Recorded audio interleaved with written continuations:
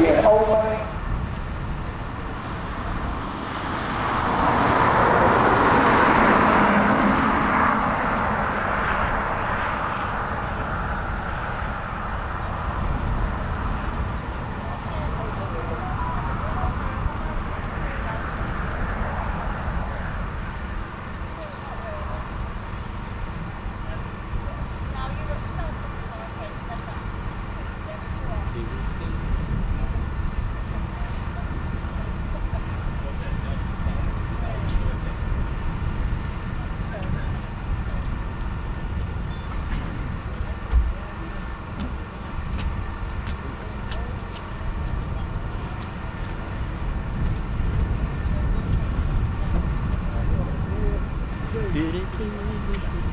Got the Typhoon head.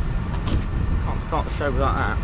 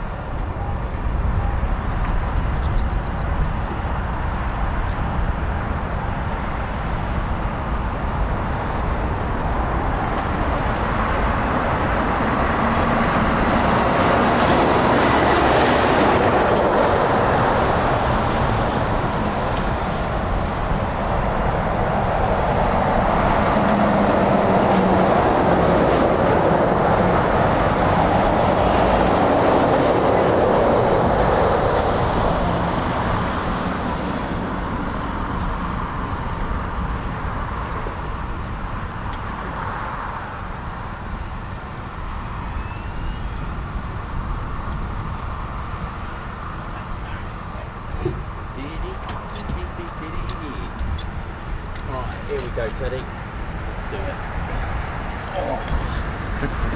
Everybody's me in the morning. How we doing, ladies, gents, and teddy bears? Hope we're all good. Welcome to the Ted Coningsby channel. Live here from 10HQ. Hope we're all good and well. Oh, are we changing runway? We're about to find out in a moment. Welcome to Ted's home.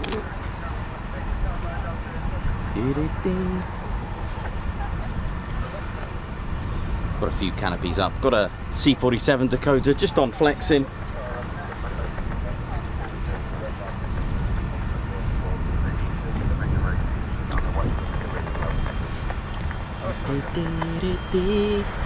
This is Squadron Leader Ted Coningsby on the controls. How we all doing? How we all feeling today? Hope we're all good and well.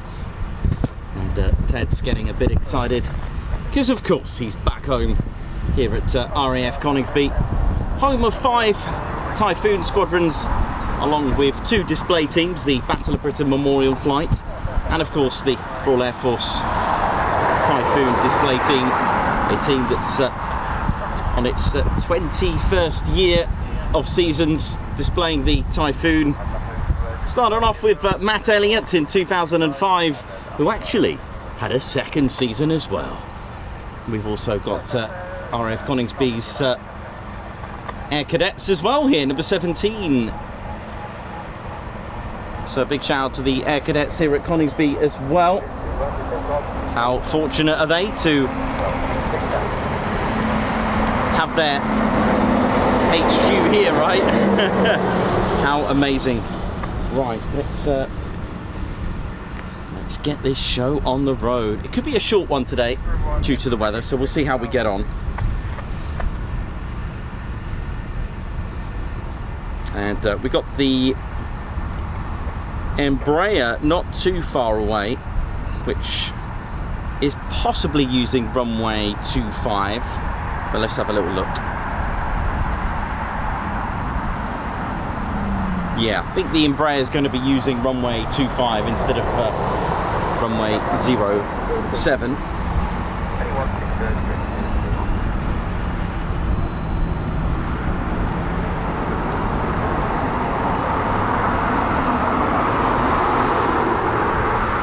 So welcome to the show, welcome to Ted's home, RAF Coningsby, a station that was built on the 4th of November 1940. Took its first residence on the 23rd of February of 1941, so just a few months after it was built. It was originally built with grass runways and started life with the Handley Page Hampden, which I, of course, for those regulars, know I've got one here as well with me to show you around. So we've got a couple of canopies up, maybe 3 now. So the pilots will be doing an external check of the airframe, checking all the ordnance, checking the drop tanks, having a look at the landing gear, having a look at the pylons, any ordnance that's on there, looking out for any leaks, cracks and issues. And while they're doing their checks, don't forget to do your checks as well by giving us a thumbs up on the like button. Let's get this show on the road. RAF Coningsby is not only home to looking after our skies and policing, there's a QRA station as well. It is one of 2 stations in the UK that will scramble 24/7, 365, ready to go, just like that. Ready to go. It also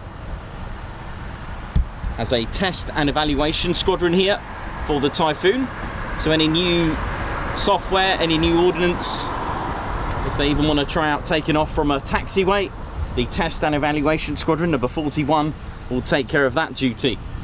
And it's also home to schooling for the Typhoon as well. New pilots that have passed their advanced flying training from RAF Valley, and also, may I add, RAF Leeming as well. Once they are streamed, if they're streamed to Fastjet and they've completed their flying training from Leeming or Valley on the Hawk T2, they will come here if they're streamed to the Typhoon. They'll go to what's called an operational conversion unit. That is the one last step for any pilot to convert to Frontline on their aircraft that they're streamed to. So for example, if we're going to go down the route of an A400, if that is what they're streaming the pilot to do, which is called multi-engine, because there are 4 streams: Fastjet, multi-engine, rotary and RPAS. That's remote piloted air system. Example, A400. So you'll have the prefect, then you'll go on to the Embraer Phenom, and then it will be A400, for example, with number 24 OCU at RAF Bryce Norton. If it's Typhoon, it's here with 29 Squadron, who are the OCU. Yesterday we talked about number 207 Squadron, who are the OCU for the F-35B. So there's lots of different paths. They don't often change platform because you have to think about all the resources and all that time that's been committed to making a very experienced Typhoon pilot, for example. So one of the questions I do get asked is, you know, will they then go on to F-35s, the Typhoon pilots, and vice versa? The answer is 90% no. They don't like platforms being changed on a experienced pilot, for example. You know, all that time that has been spent on training and becoming a very experienced Typhoon pilot, or vice versa. It's not often. Exceptions, of course, that there are for the likes of, let's say, an airframe or a particular aircraft has been retired, then I guess there's no option to do that. Or if there's a justification on changing the platform completely. Because what they'll do, a very experienced Typhoon pilot can then do an instructor's training course to then train others on the Typhoon. So you're always passing on. And that legacy lives on with the Typhoon display team, which is why they get 1 season and everything they've learned, they then trade it off to the next pilot, and so on and so on. So it's handing over what they've learned and bringing on what they can produce from a particular platform, which is quite exciting, really, if you think about it. I mean, there's only so much you can do in a case of a solo display pilot. There's only so much you can do with the Typhoon. It's how you deliver it, how you put it together, how you choreograph, you know. But aerobatics teams are a little bit different. They too also have their perils and you know, challenges, such as, you know, formation flying. Oh. So this is our Embraer Phenom. Sorry, Embraer ERJ. I think it's the 135 or the 145. I just need to double check. I don't know if it's the new one. Sorry about that. I've been talking about Phenoms all day, and it's so this is BAE Systems personnel. It's what's classed as a corporate air travel CAT. Hence the call signs MOG or Felix. So this is an Embraer ERJ. It could be the 145 or the 135, which I'll just check in just a moment. I'm not totally up to date with these, but it'll go to Lossiemouth, it'll go to Warton Aerodrome. It is the 145, so this is the Embraer ERJ 145. Many of you may have had a flight in one of these on like domestic flights, so around the UK with one of these. So this is corporate air travel of BAE Systems, which are based at Warton Aerodrome. Like I said, they will go to Lossiemouth as well. They will come here, obviously. So a nice way to commute. Not many of us can say that's how we travel. You know how it is. So yeah, because it's corporate air travel, abbreviation CAT, or the acronym, hence the call signs MOG and Felix.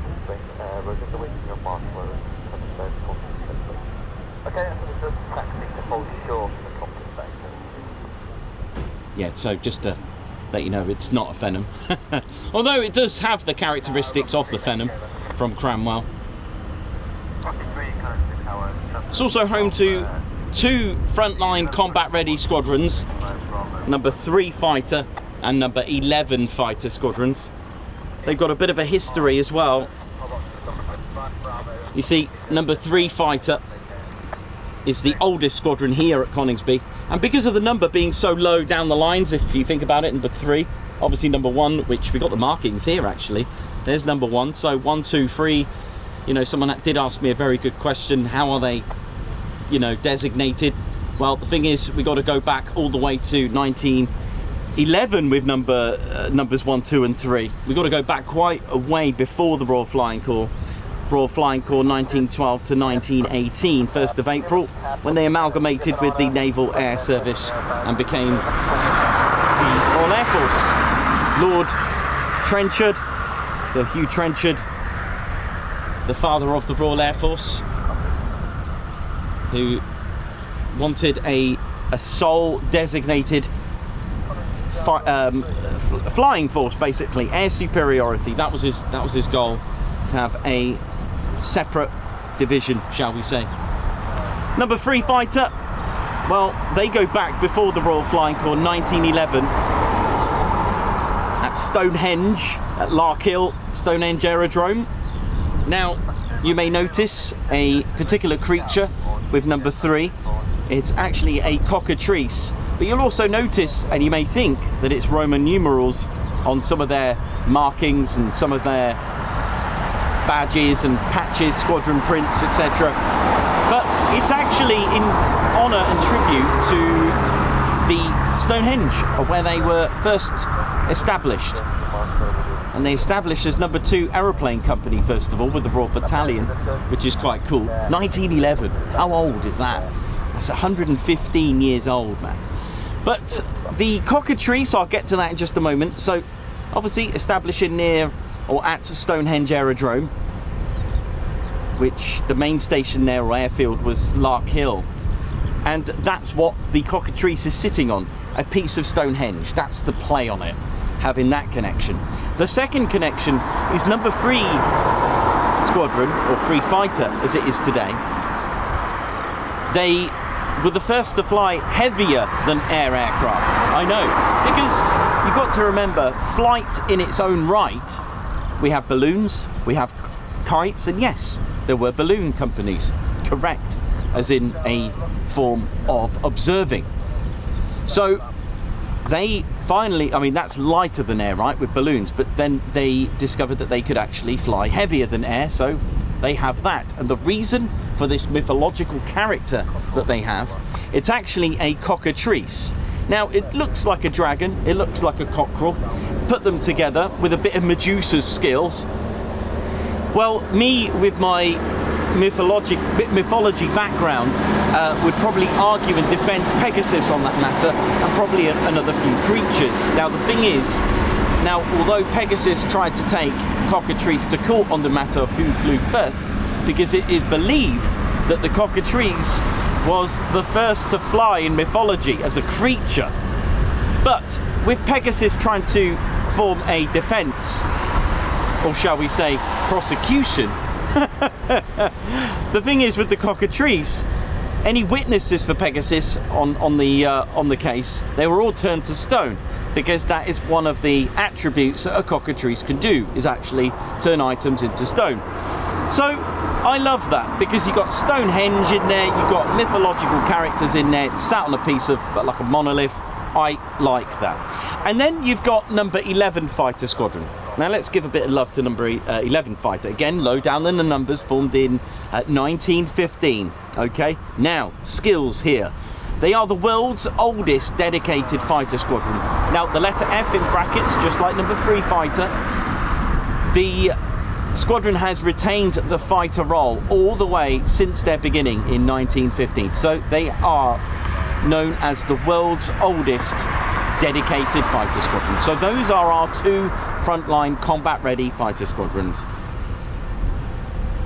And you can see number 1 markings. This is a prime example of markings not suiting where it is or whatever. It's just the way it is. Airframes do get passed around. This is not necessarily a 1 fighter squadron pilot. Again, little things like that go a long way to know. I'm not saying that it isn't a 1 fighter, but I don't think it is, because you'll see other markings. I think we've got 2 AC down there. Airframes can be passed around from squadron to squadron, station to station.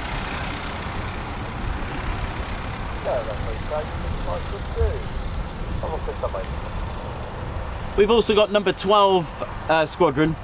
Now they stood back up in 2018. They're a joint Qatari Emirati Air Force and Royal Air Force squadron. With the interest of Qatar purchasing the Typhoon, they needed to be trained by the best. So number 12 Squadron stood back up. The legend that is RAF Wickenby, the legend that is Jack Curry, who once served with number 12. Oh yeah, with the Lancasters. I could listen to that guy all day. Rest in peace. I could absolutely listen to his stories all day. Just had that voice. He was like the David Attenborough of sort of documentary aviation wise. Love that. So that's what they do here at Coningsby. They're a joint Qatari Emirati Air Force and Royal Air Force squadron. They do have their own RAF Valley. That is at RAF Leeming with number 11 Qatari Emirati Air Force, along with our Royal Air Force qualified flying instructors. You can even go one back, you can go to Cranwell. They do teach the Qatari Emirati Air Force there with the prefects. So we have the whole shebang here. They teach lots of different air forces. A lot of this is, that's the only info I can give you, because of course you have to respect the security and classified content.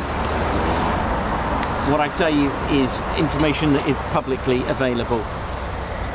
If it's wrong, then I'm not going to be here very long. You know how it is. I'll be in a bit. Ow, what is that? It just bit me. Cool.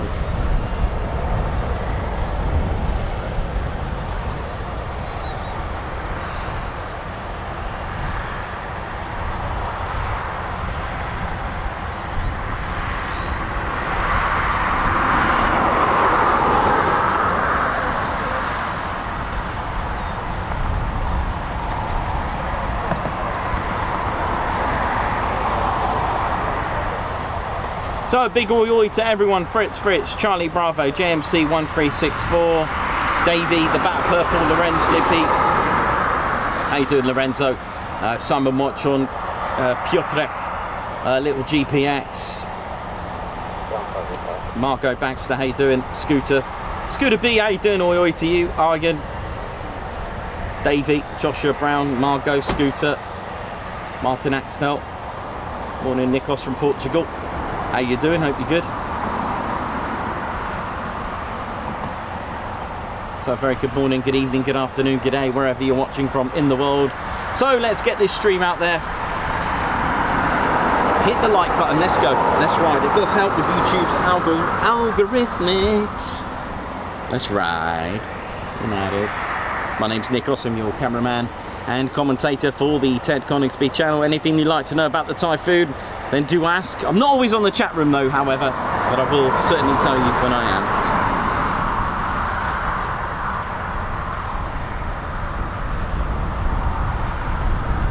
Typhoon max speed, Mach 2.0, although according to Airbus it's a little bit faster, but I guess some air forces do tune it up to where it needs to be, which you can do, of course. Oi Simon, Bobby, Alan Burden.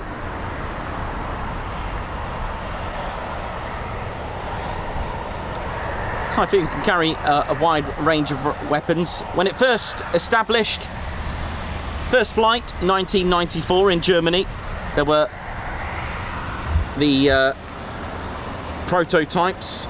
They were called DAs, DA1 all the way to, I think 8, I think it was DA8. And it got its name Typhoon because of course it started off as Eurofighter. It got its name Typhoon in 1998 at Farnborough. It was also the EFA as well. I'm going to say 7.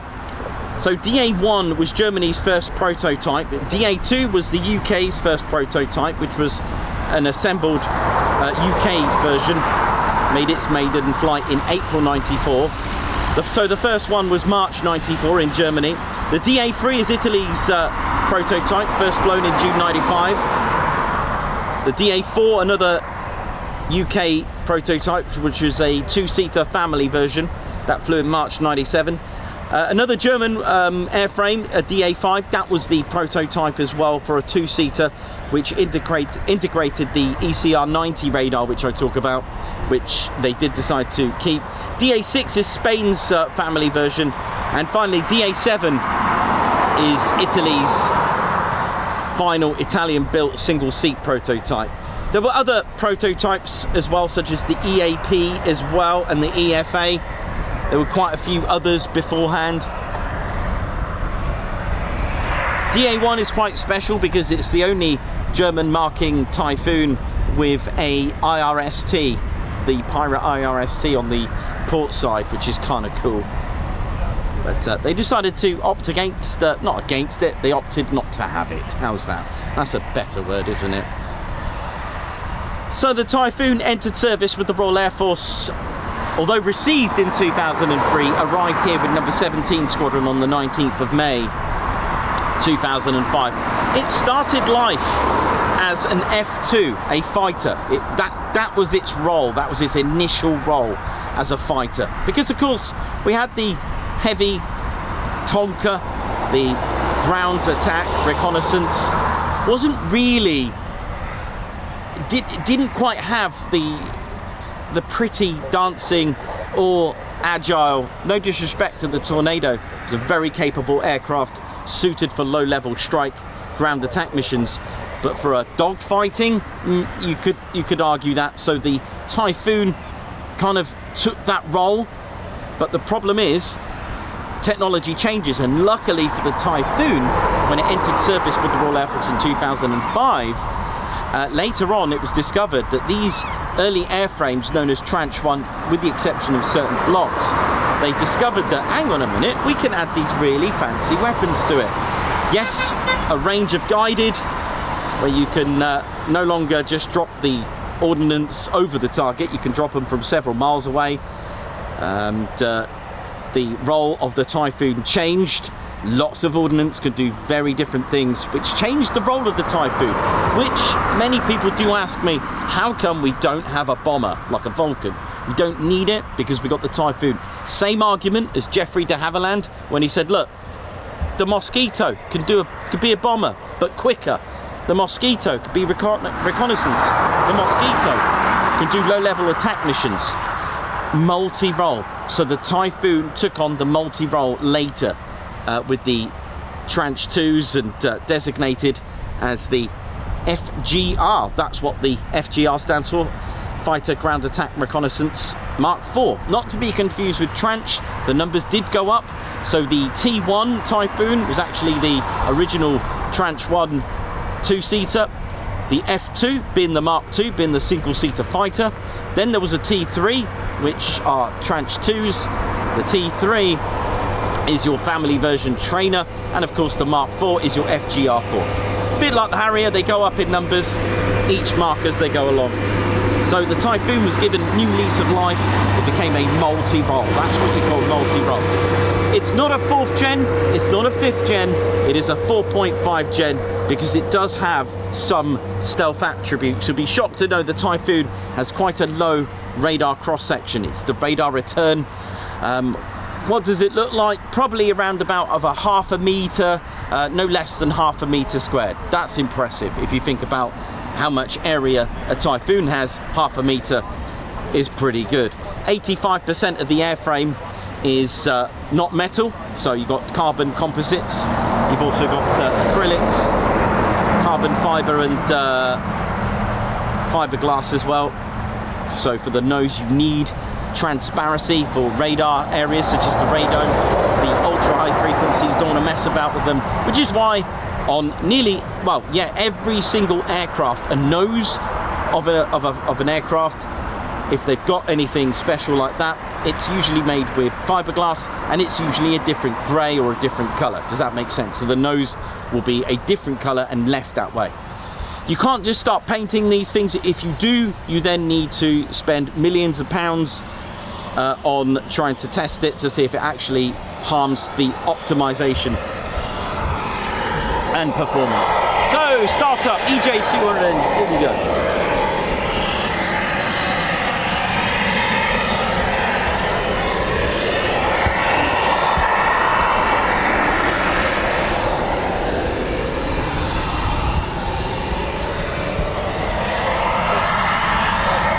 Typhoon made in 4 different countries, as in the airframe. I need to start saying that the airframe and the engine made in 4 different countries, because of course you've got Safran, which is a French company that actually make the landing gear. You've got other companies around that make certain parts, such as the refueling probe.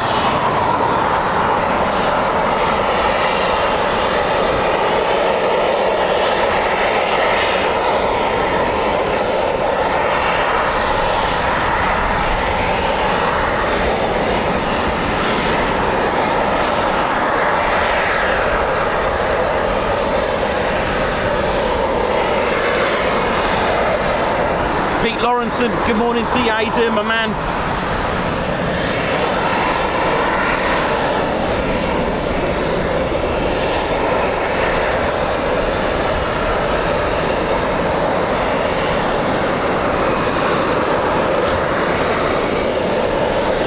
Yeah, so the British Aerospace EAP was a bit of a private venture. It's got a lot of characteristics on the Typhoon, which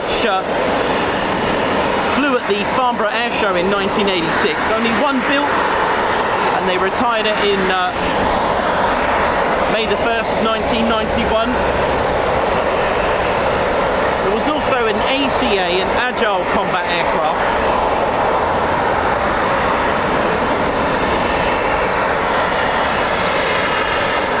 On the 26th of March 2012, the EAP departed the Aeronautical and Automotive Engineering Department at Loughborough University and made its way to RAF Cosford, the museum there, which is still there today. A bit of restoration work has been carried out to it.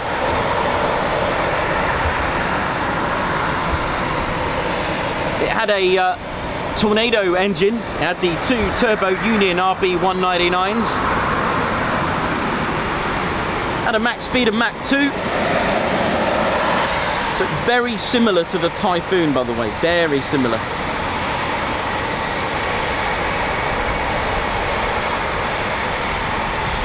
And that can be found at Cosford.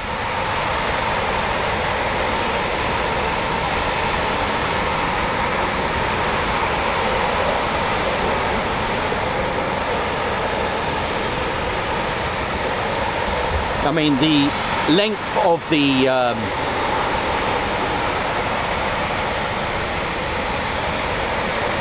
the EAP compared to the original.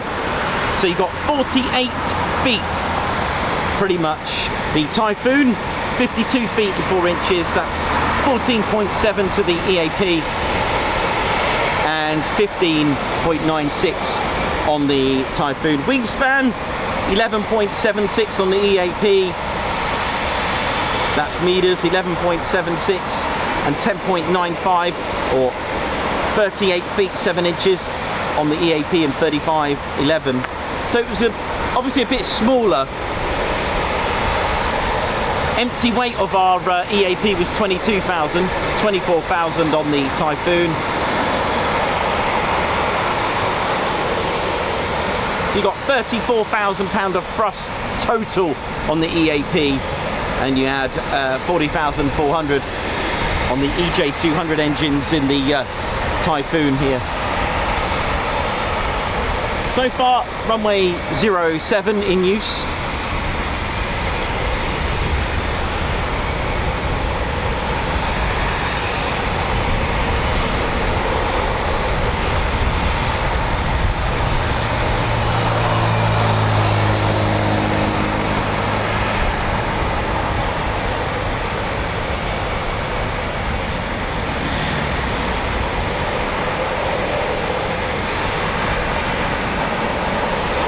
So you're tuned in to your one and only Ted Coningsby channel, a dedicated military channel, and your one and only military aviation fix. This is your stop, this is your community, your channel. Tune in, enjoy with us, and let's go for a ride. So welcome to Ted's home. Lots of EJ200 engines started up. I always deal with pounds of thrust.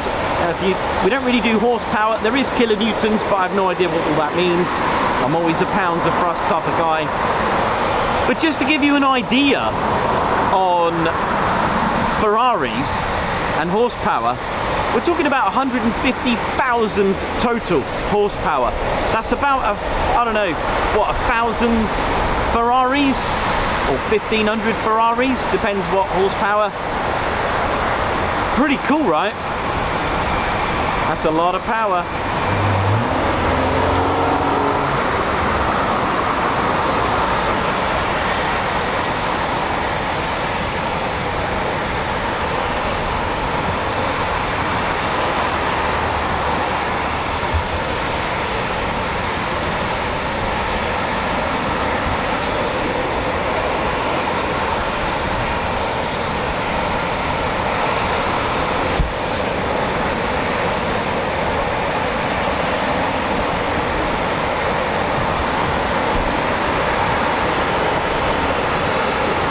Lots of startups, that whistling sound.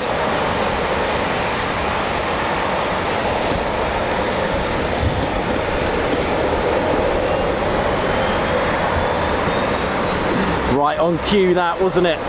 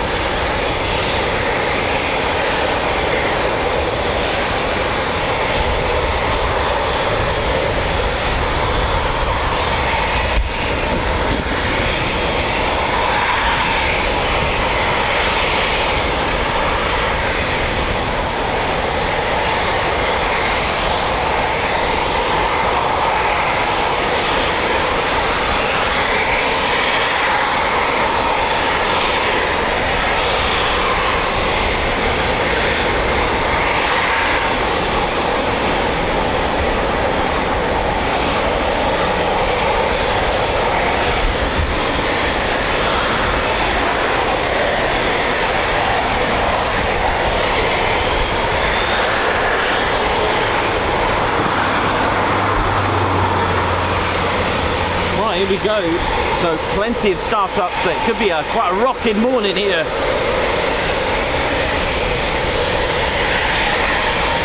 Now there's actually, a little fun fact, there's actually sort of 3 runway strips. I know what you're thinking. So we got our main runway 07 and runway 25. That's our main runway.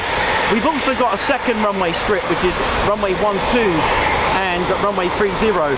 The holding point Delta 12 for runway 12 and is the marker for runway 12. And that can be used by the BBMF or lighter aircraft in the event of strong crosswinds. And we've also got a grass runway strip, which, go on then, why not, I'll show you, which is used by the BBMF's Chipmunk. Now where is it? Quite sharp. Where's my day globe?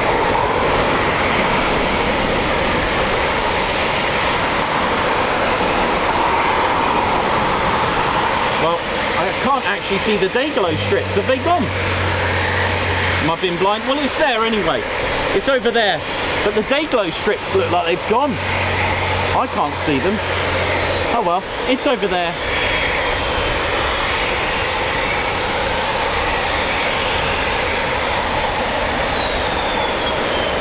Oh, a shutdown there. So maybe one of them was flexing. Down power, repower maybe. We'll find out.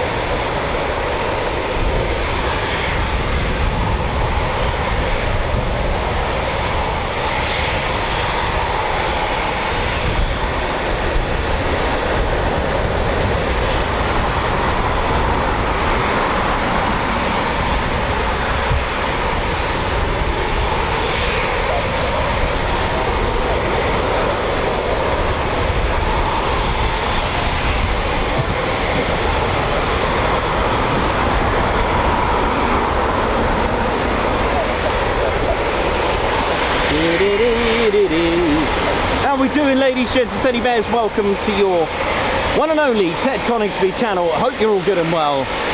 And there's a lot of foons out here. So this is the main ASP, the aircraft servicing platform. Pilots just call it the main, as it's their main platform to work from. It's also called a ramp in the US Air Force, for our US viewers.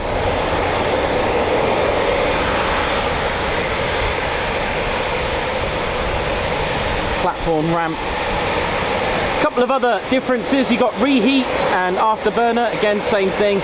You've also got RAG and back, I know, RAG, rotary hydraulic arrestor gear, the cable, or the back system barrier arresting kit, I know, which is just called a cable, an arrestor cable.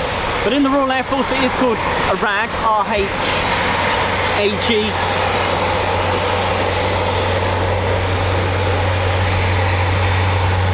This is 29 squadron markings there. Yeah.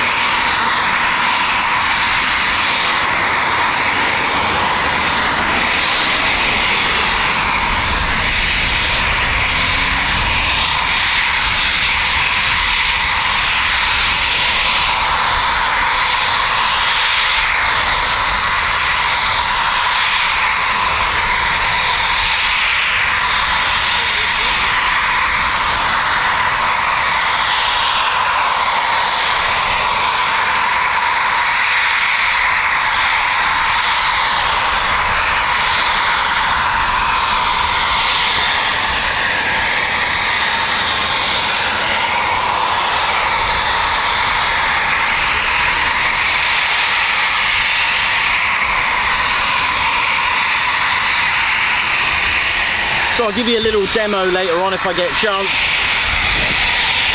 on the performance of the Typhoon FGR4, racking them up.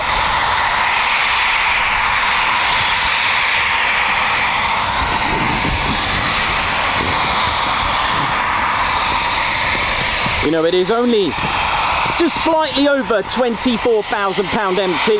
Okay, you can't fly without any fuel in it. Maximum fuel you can put in internally, 11,000.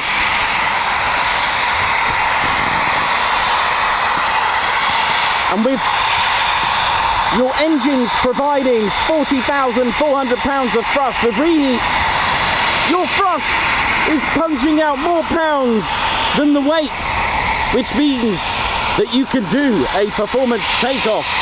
Anything 1:1 thrust to weight ratio or above means that you can climb vertically, rapidly, and maneuver beautifully.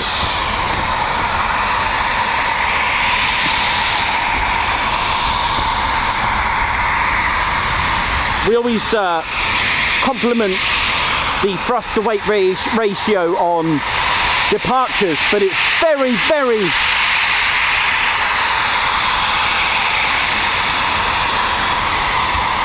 important on aerial combat as well.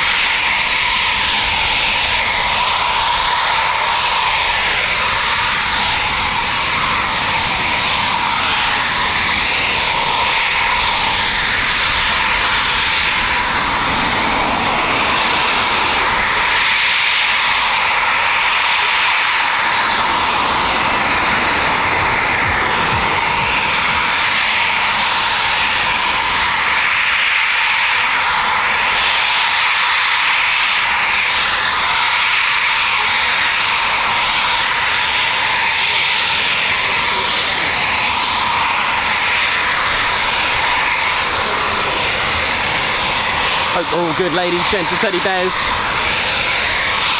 One of the things I learned at air shows is to never talk over a Typhoon, because you can't hear me. Hey!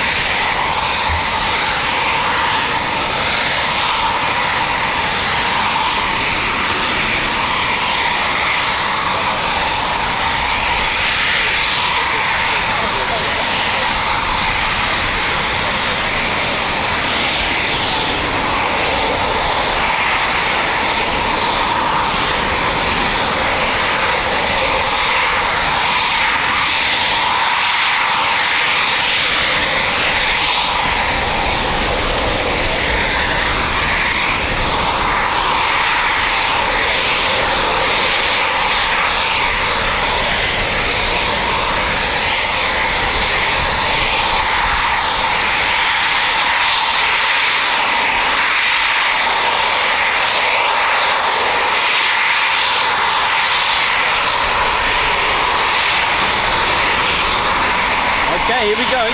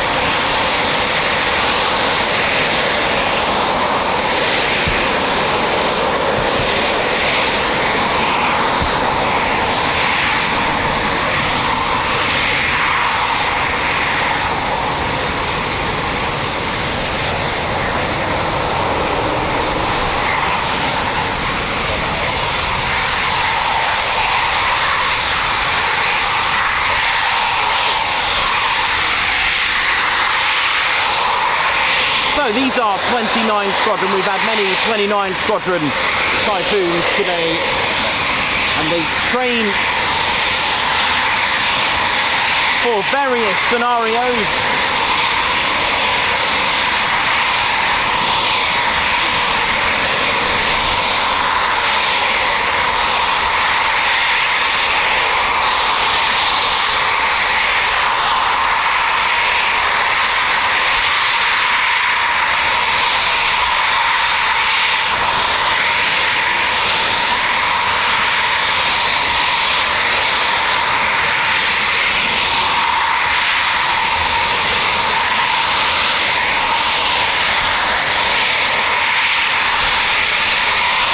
How we doing, ladies, gents and teddy bears? 29 Squadron, for those who don't know, is an operational conversion unit. This is where new pilots who have passed their fast jet training in the advanced flying training course, and the pilots will be awarded their wings. The pilots, after a year and a half flying the Hawk T2 at Valley, and also in some scenarios the Hawk Mark 167 at Leeming, will now have a career path. Whether it's F-35B, they'll go to Marham, the 207 Squadron. That's the OCU, Operational Conversion Unit for the F-35B. Or if it's the Typhoon, they'll come here with 29 Squadron, which is the OCU for the Typhoon.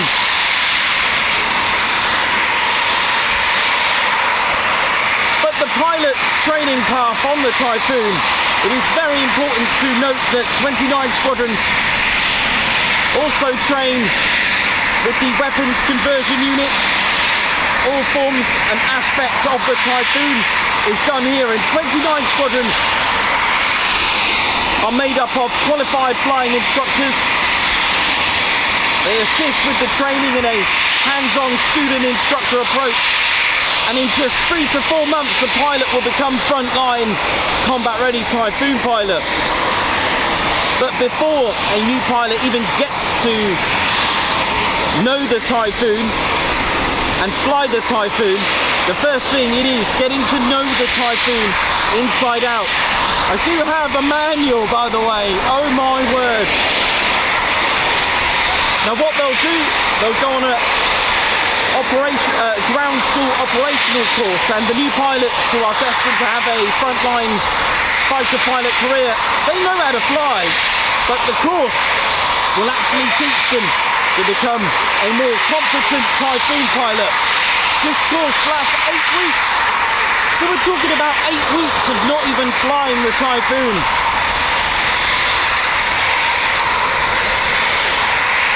This will prepare them for their first ever solo flight in the Typhoon, teaching them the Typhoon systems as well as how to fly it. They'll also be familiarised with the cockpit procedures. There are so many scenarios and procedures. What happens if you have an emergency on a full tank? What happens if you've got hung ordnance? Procedures. They'll also learn about the G-suit and the amazing BA systems helmet mounted display as well.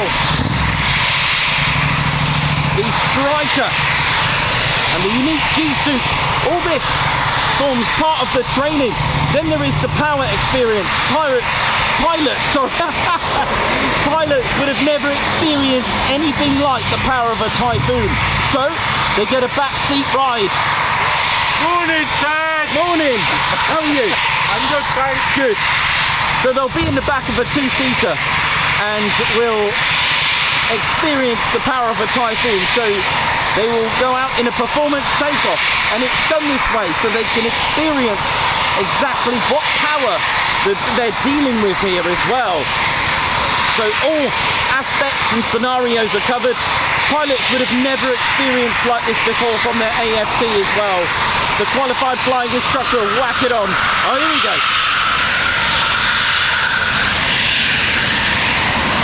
It takes 4 months and then it's solo flight time. But before their solo flight, they don't fly, they get in a Typhoon and do a few taxi runs around certain taxi holding points.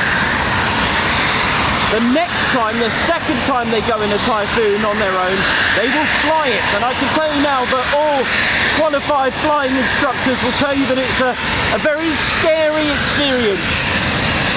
They're going in on their own and watching someone they've been training go out on their own in a Typhoon.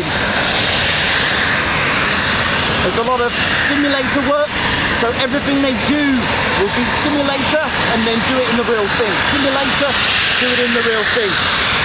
From whole beach air weapons range, low flying, air-to-air refuel.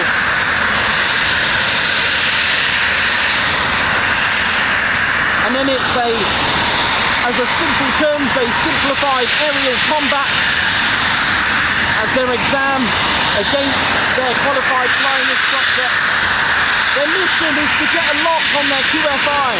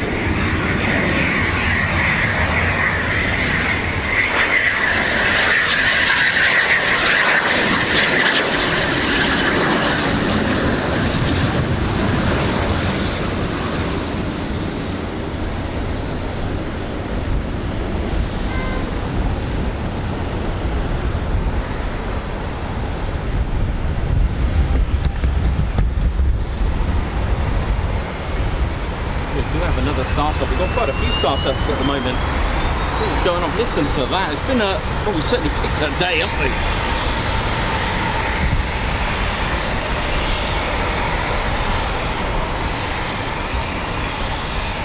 Be just a bit of flexing, or do we have a pilot in that one? We'll find out in a moment.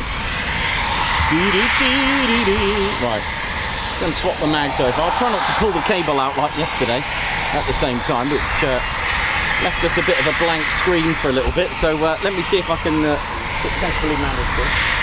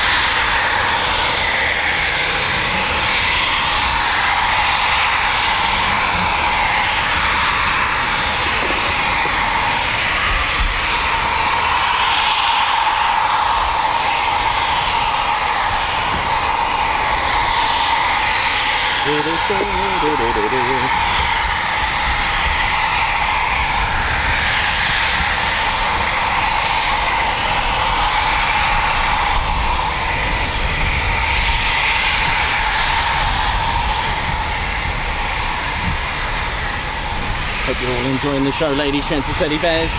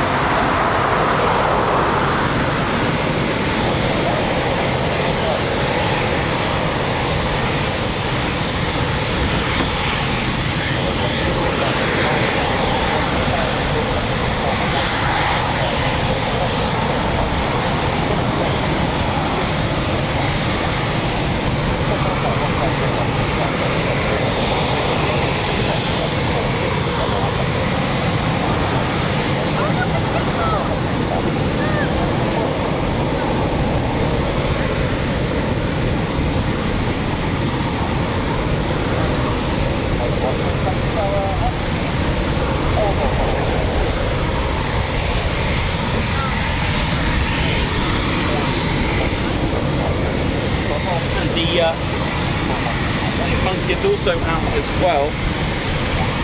The BBMF are out on training. So we've had a right day today, haven't we? Look at this.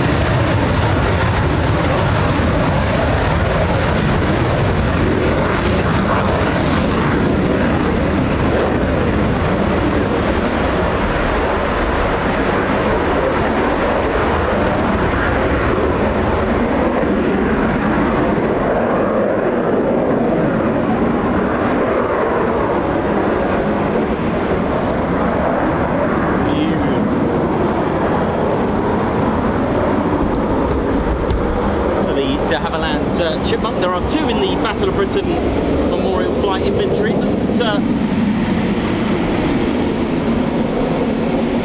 doesn't contribute to the displays, but is used for training. The fighters, you know, this is a tail dragger, training on tail dragging using the de Havilland Dakota. Sorry, the de Havilland Chipmunk. Can be used for a recce to check out new venues, and also a courier to deliver any tools that are necessary.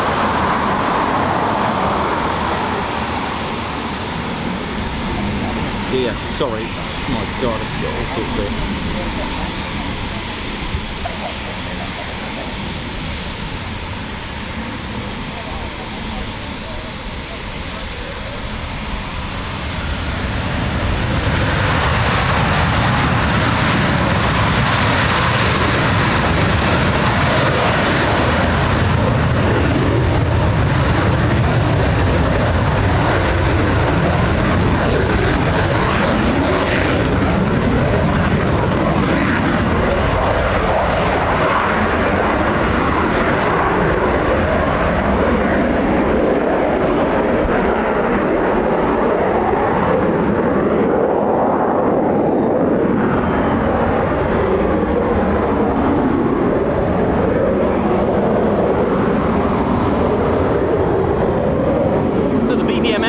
Battle of Britain Memorial Flight have two of these.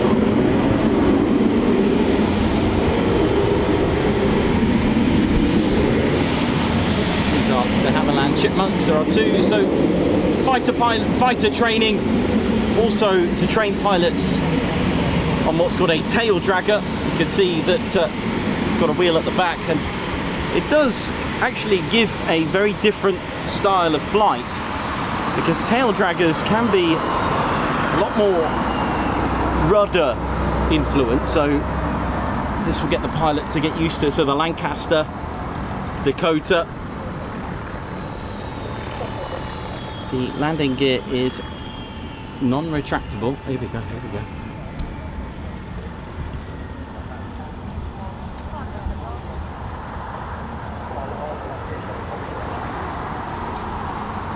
BBMF also have 5 airworthy Spitfires, 2 Hurricanes, Avro Lancaster and a C-47 Dakota. And as I mentioned earlier, they have 2 de Havilland Chipmunks, which they're not part of the display formations itself, but can be used, like I've mentioned, for training, for recce, so if they want to check out new venues as well. and also as a courier for tools and parts.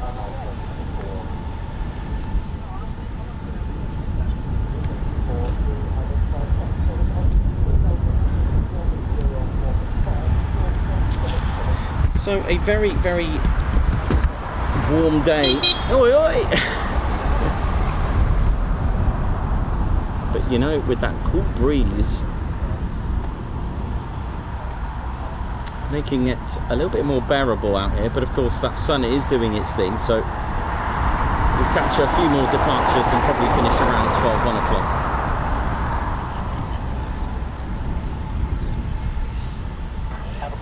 Good two-way, and it's going to continue to climb to 150 for entry.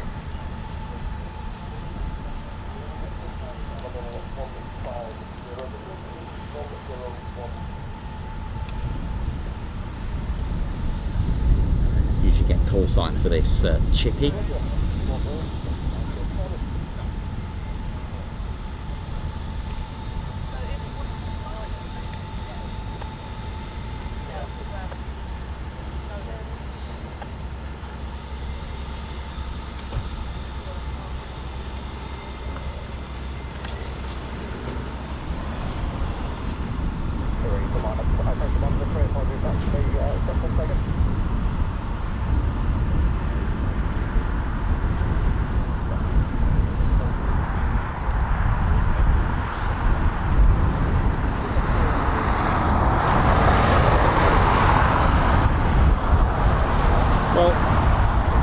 Another item to add to today's amazing set of departures.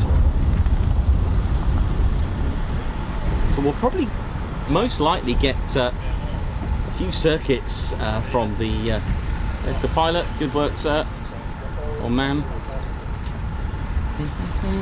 Good work to the pilot there.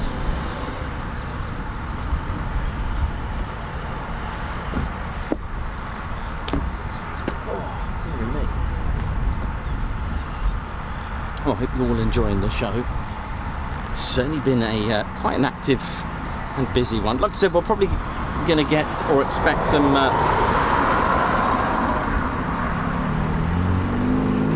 get many of you having some memories from your Air Cadet days perhaps, or experience in your early stages of flying in the Chipmunk.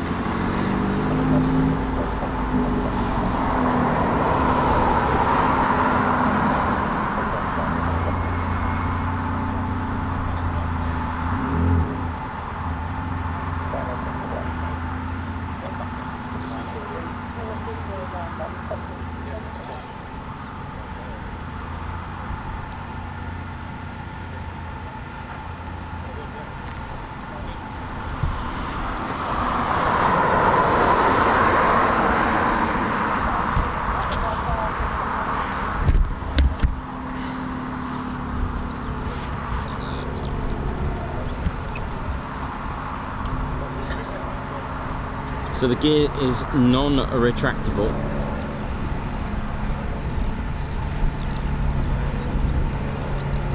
And this configuration is called a tail dragger with the see the gear there at the front, the main gear, and then a rear landing gear on the tail. I'll just switch sides a minute.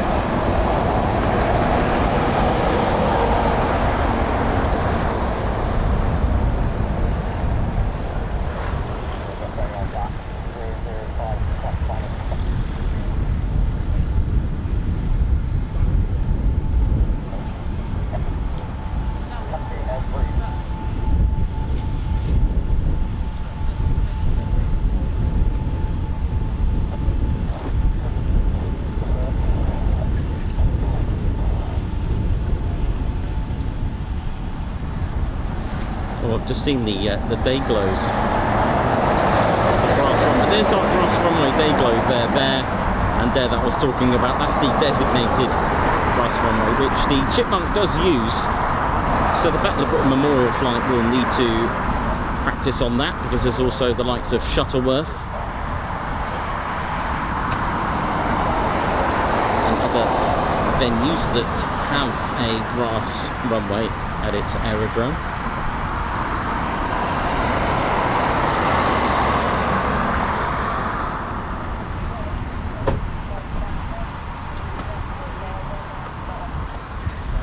So to know where we are, so for events and air shows, etc., do check out our website, tedconingsby.co.uk.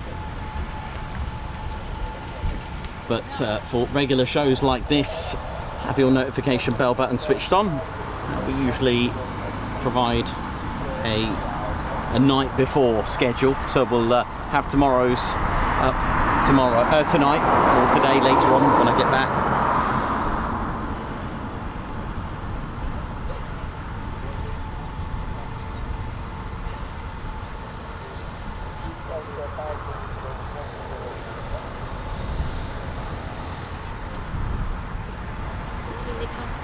Morning, you alright? You alright? Oh, are you? Okay, cool, nice to meet you. You alright? They're not working. Ah, you okay? Good. Sorry? Oh, right, yeah, that's it, that's right, yeah. Oh, well, enjoy your holiday. Enjoy.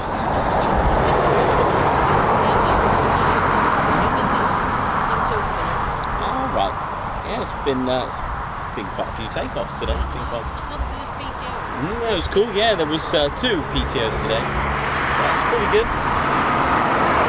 Right, here comes our Chippy.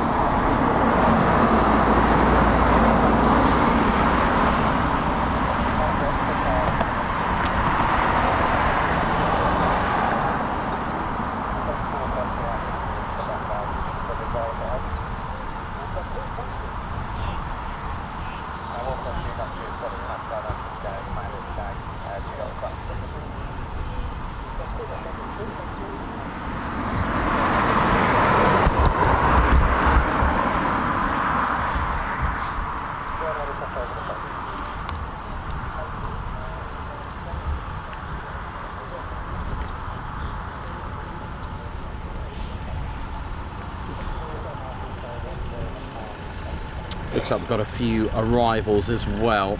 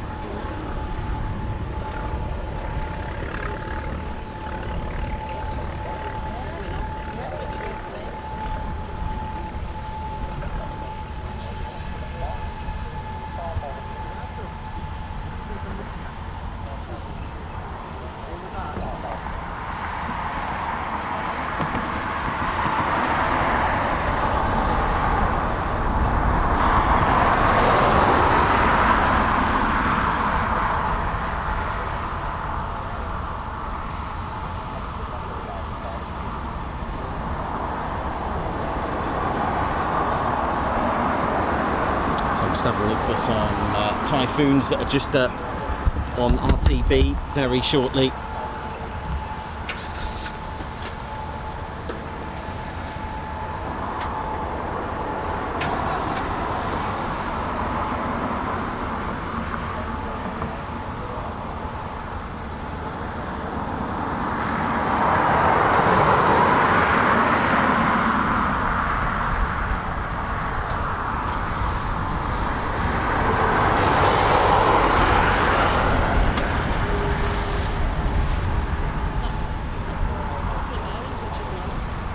North's that way.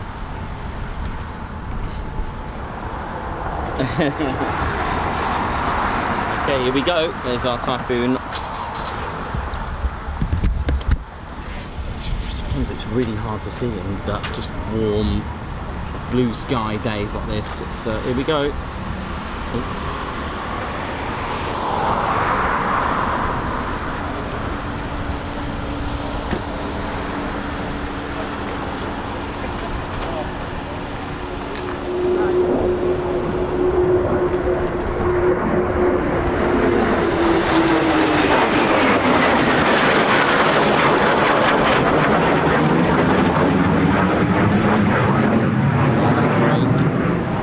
Downwind.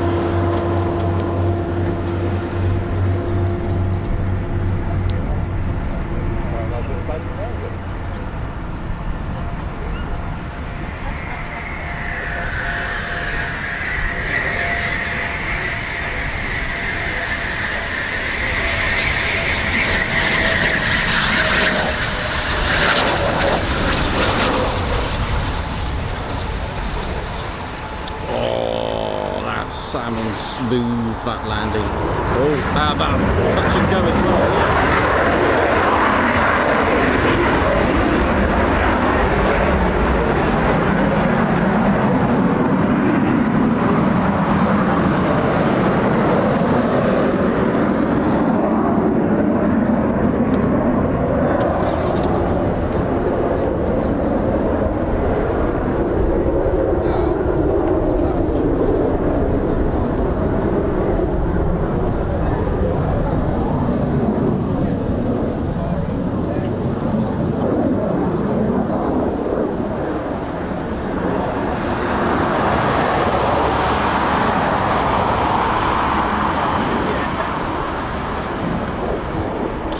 Do have more Typhoons very shortly as well. Dee dee dee dee dee.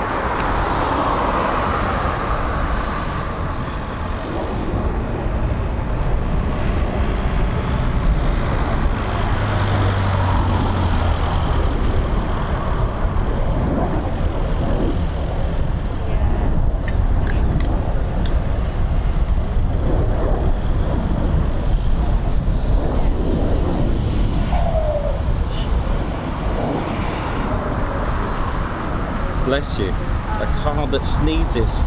Mr. Sneezy. Anyone hear that car? It was sneezing. They give it a tissue. It must be hay fever.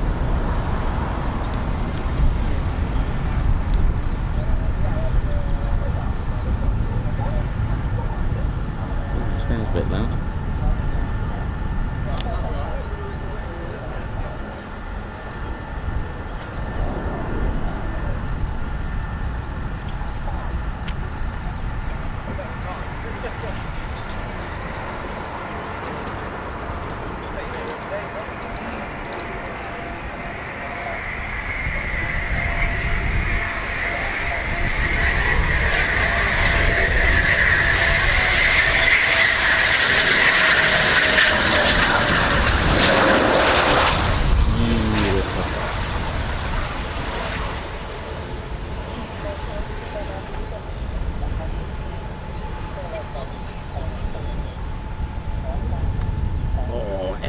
braking at its finest. Oh, I'm sure there was a couple of more Typhoons behind that one.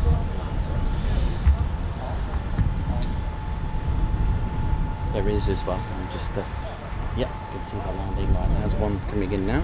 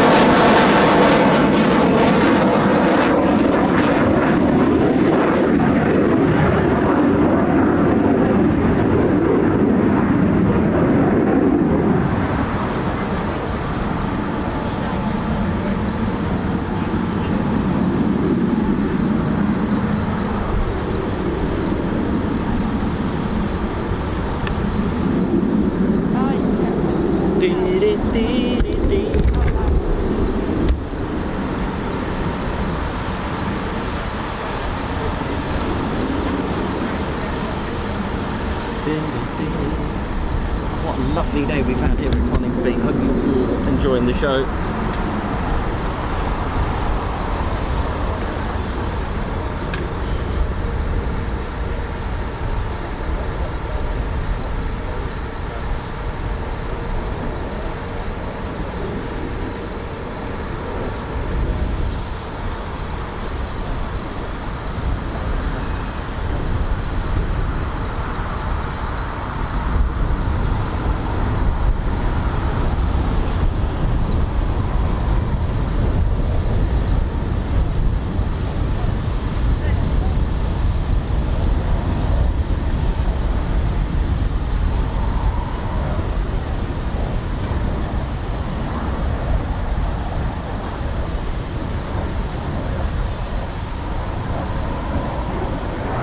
Typhoon's airframe made in 4 different countries. If I get a chance, I'll show you all the little bits and pieces on the airframe. Hello.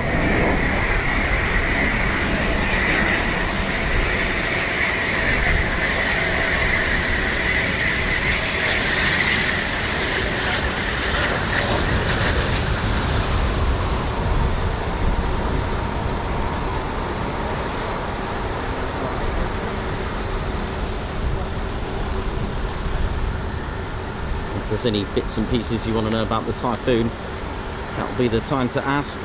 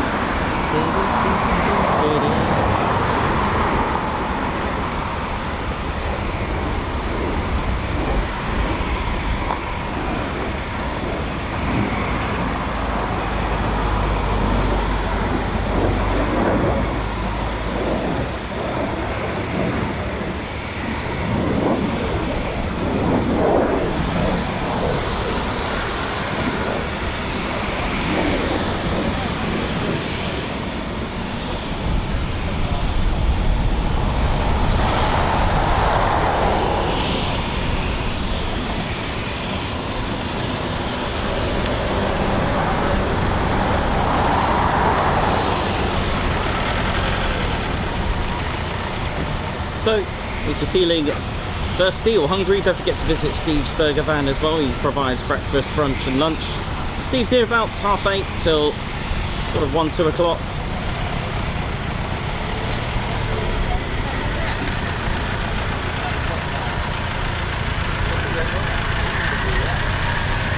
Always good to support our burger van.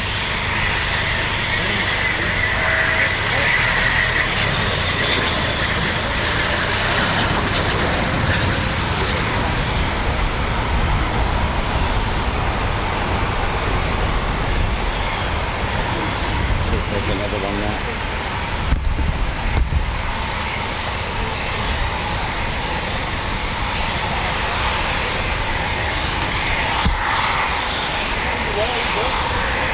No, you're fine, man. You're all fine.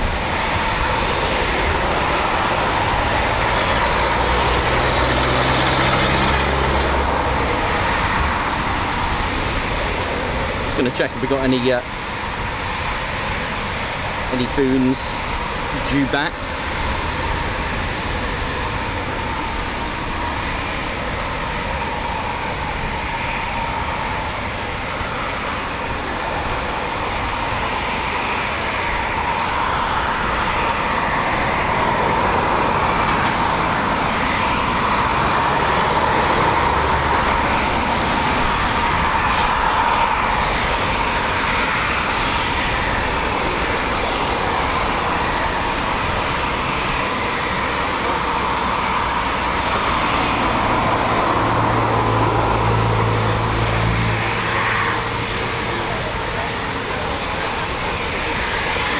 Yeah, go for it. Sorry. If you wait, are you going to be here a while? Oh, okay. 1 second. Alright.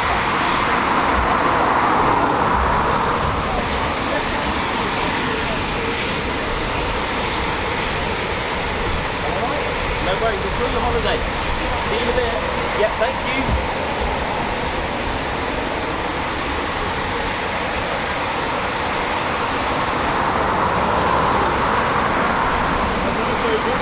Oh yes.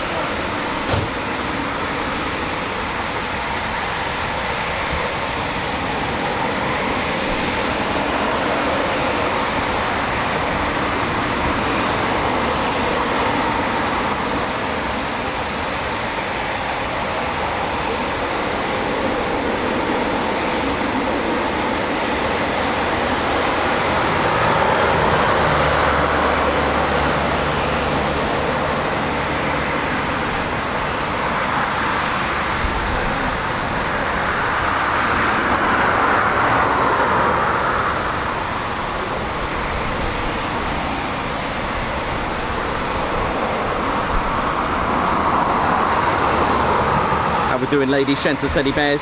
So I may have time to show you a little bit about the Typhoon for those that don't know, and I'll give you a little tour on the Typhoon. Yeah, I know, I'm going to give you a tour on the Typhoon, but not physically, but I can at least give you everything that you've probably been itching to know about the Typhoon. There are things I'm going to forget and skip because I've just didn't. It's good to mix it up if I forget, isn't it? But here's our Typhoon here. And let's start with the basics of the airframe. And as you can see, it's all color coordinated here. May get a peg. I don't know if you can see that. Let me brighten that up. I may get a little peg actually. Hang on. See if I can hold that. Just for the wind. There we go. Is that better? There we go. So you can see the Typhoon's airframe.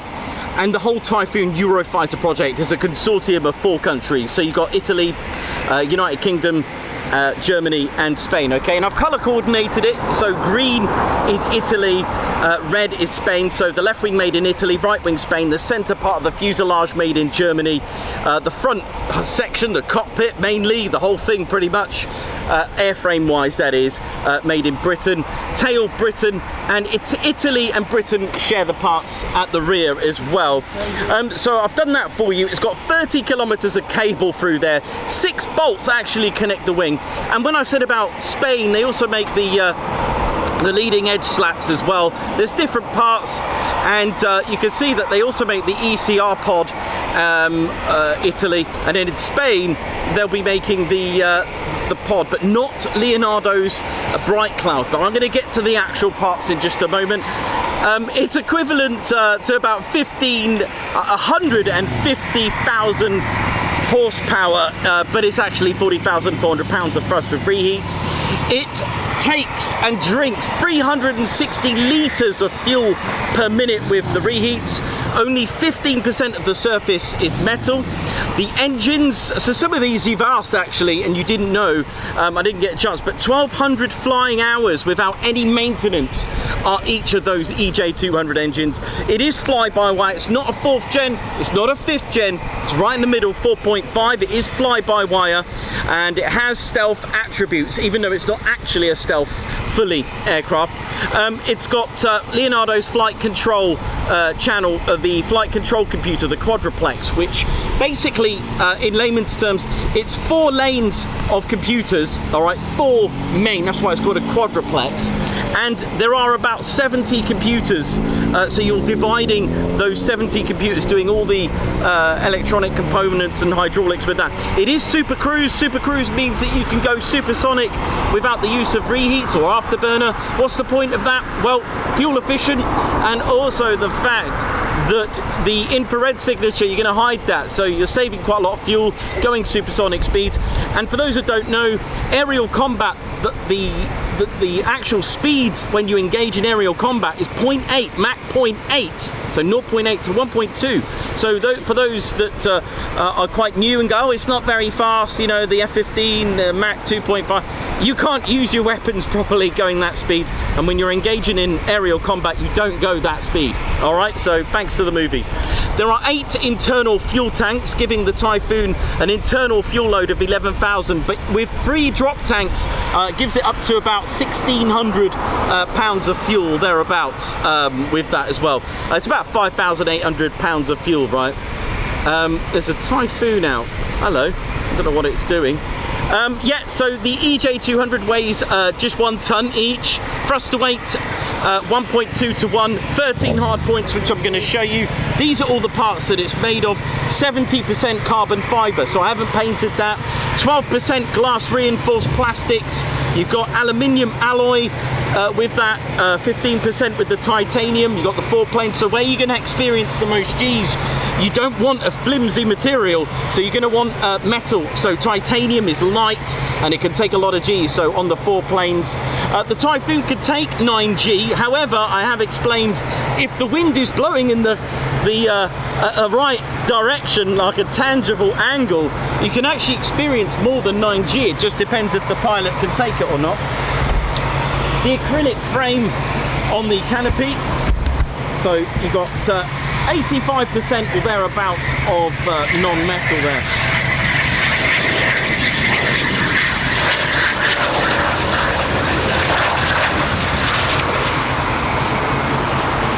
So this is a tranche free. We'll talk to you a little bit about the engine as well.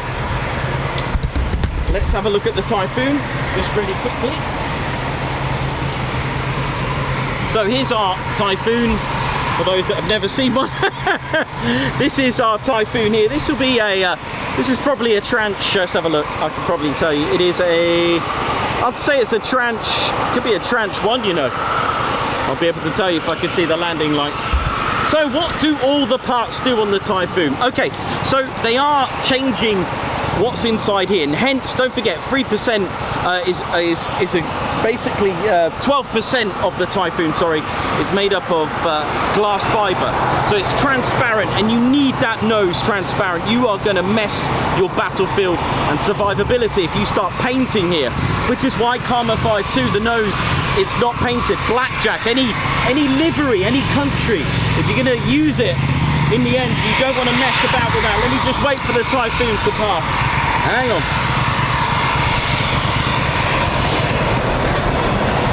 So the Typhoon's radar started off with a Chapter M, which was a solid state mechanically scanned array radar. Then they brought out a European Common Radar System, an ECRS. I'll wait for that to pass. They are upgrading. You've got ECR Mark 1 and Mark 2, which is an active electronically scanned array. Oh, well, look at this. Hello.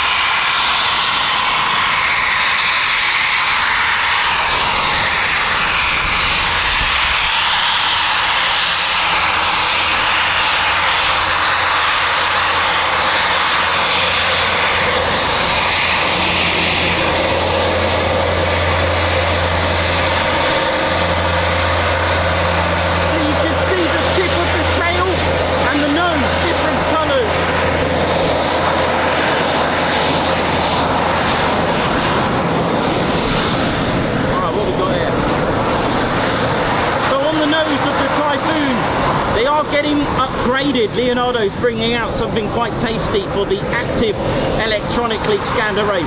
But just to give you a nutshell, and we'll totally throw away the movies and Hollywood movies of dogfighting, the Typhoon could lock onto targets over 160 kilometers away for fighter-sized aircraft, and could also lock onto targets 300 kilometers away for larger aircraft, so like bombers and tankers, that kind of thing. It could lock onto 20 to 30 and maybe more now in the future with the new technology, and it can prioritize on about 6, but this is the older statistics I'm giving you. I have no idea what they're bringing out at the moment. We'll just wait for this to depart, and then I'll give you a little bit more about the Typhoon. Once I've done it, I can try and answer all your questions.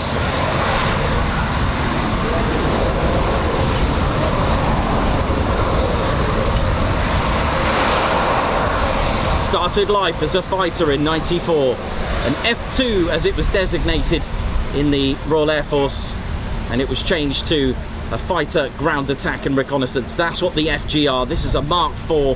The family version is the Mark 3, the T3. Here we go. Send it. Or is it just taxiing back? Because it did come out, didn't it?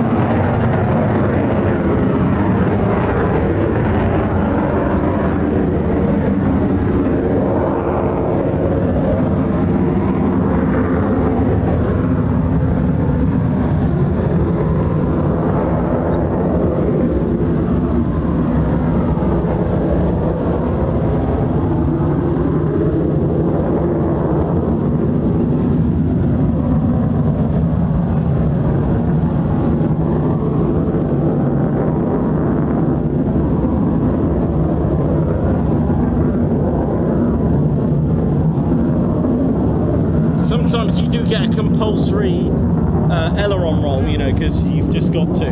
Oh yeah, that is a PTO. Ladies, gents and teddy bears. So, hello.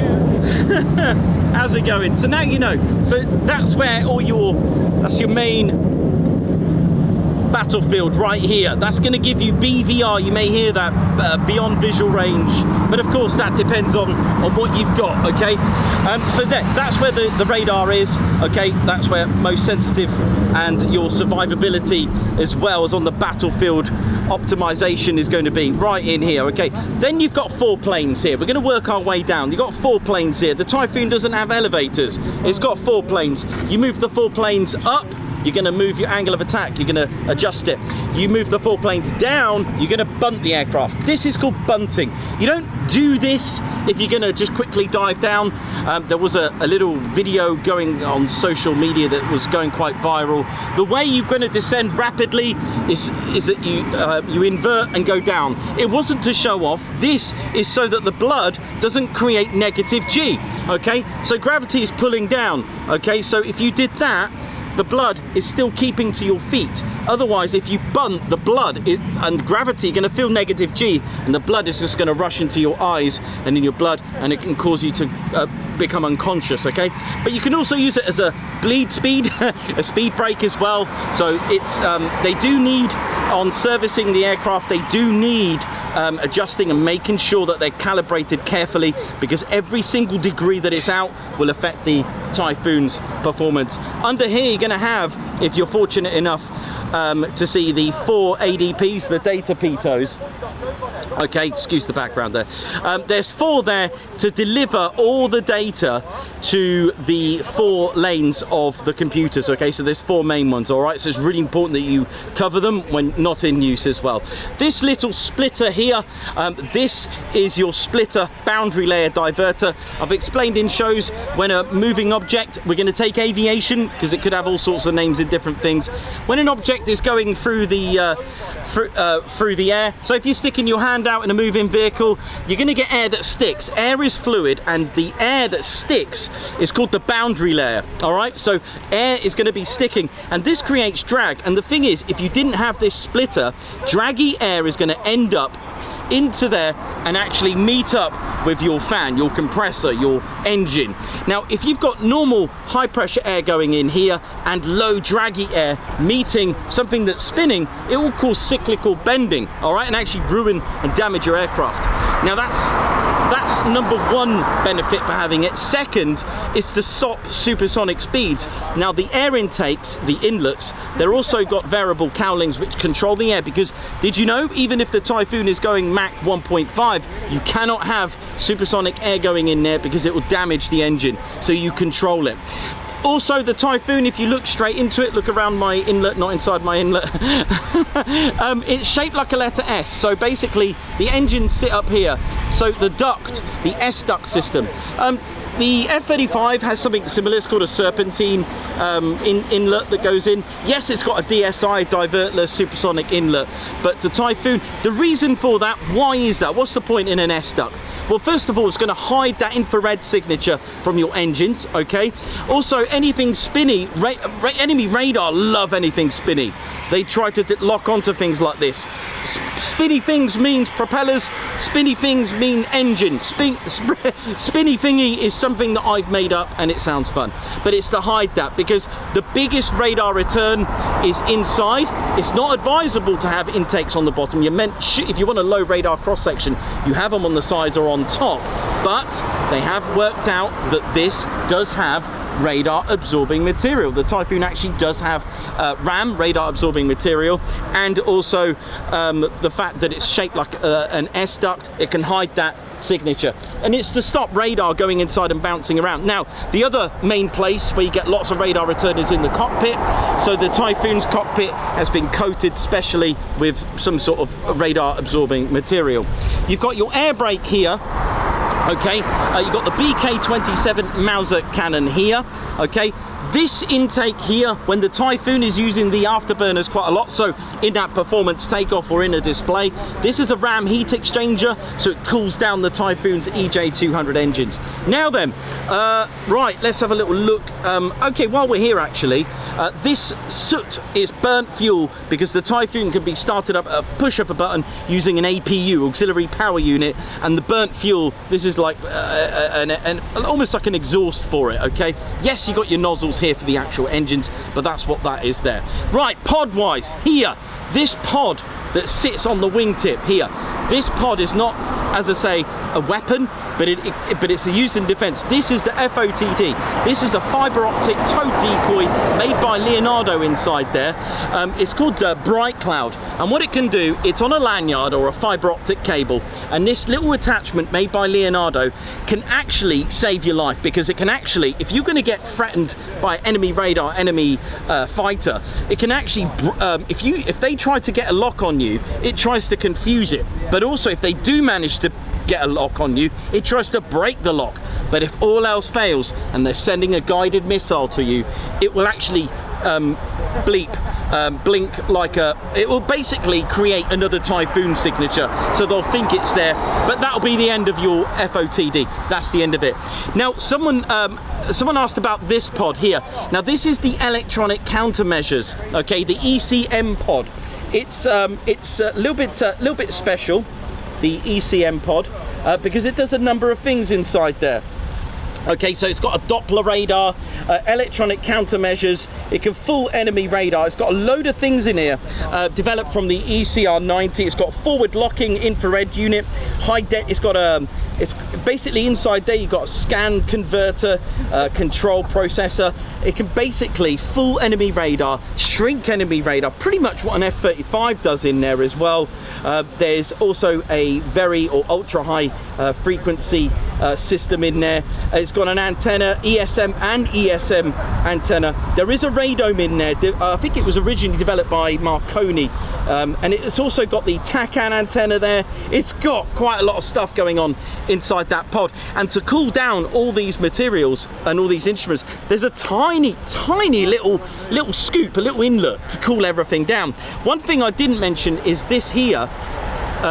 Sorry if that may have the whole thing been out of focus, but here, this is the Pirate IRST, infrared search and track. It's not FLIR, forward-looking infrared, because it does FLIR naturally, but it's also got infrared search and track. It's high definition.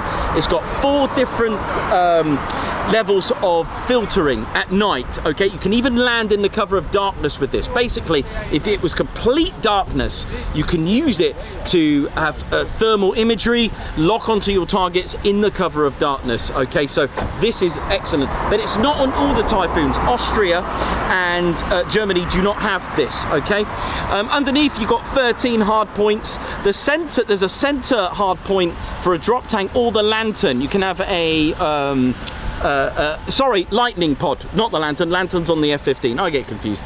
You've also got your arrestor hook here, but I'm going to talk to you about the hard points in just a moment. This little nib here, this probe that sticks out, that is part of your MORS, your defense aid subsystem, and there's quite a few. So this is your MORS, your missile approach warning. So if you've been locked onto by a guided missile, this will save your life. You've also got warning systems here, and there's dimples here and a little pimple here. It forms a bubble around the Typhoon. Just underneath the probe or the MORS is a hatch for the drag chute. There is a Typhoon coming, so I'll be really quick. Here you've got your chaff dispenser here and here. If you're locked onto by guided missiles, not infrared, they're a different kettle of fish, different kettle of salmon.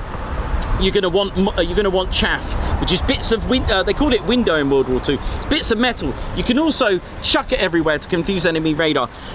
Infrared seeking missiles, you're going to need to use your flare dispensers. 13 hard points, 5 on the wings, and an extra one for the drop tanks. So you can have 3 drop tanks in total. I tried to make that quick. I'm going to go on the chat room if you've got any questions that I may be able to answer for you. So I hope that answered some of your questions. I think I've covered everything. There's a couple of bits and pieces on this Typhoon that I've just seen, which isn't on mine, because a lot of people ask me, how can you tell that's a tranche 3? Well, what you want to look for, just when this Typhoon is about to land, which you may have caught your eye on it, tranche 3 is our latest one that we've got here. There's 2 little like bumps here and here, 2 grommet-sized objects. That was originally for adding a conformal fuel tank, which the tranche 4, I believe, don't have it anymore. I don't think it worked out very well for it. So you might see it, you might not. So this is a tranche 3. Can you see the bump on there? Tiny little bump. So they were going to connect conformal fuel tanks. I don't know whether they actually thought this doesn't look nice, or it basically created a lot of drag. So there's quite a few differences between the tranche 1, tranche 2 and 3, and I know that some countries have ordered the tranche 4, which is the latest and greatest, but everything is changing, everything is constantly been upgraded. Like I said, the Mark II is coming out, a very, very special radar for the radome inside there. I'm going to go in the chat room if you've got any questions before I finish up, as it's now getting a bit warm.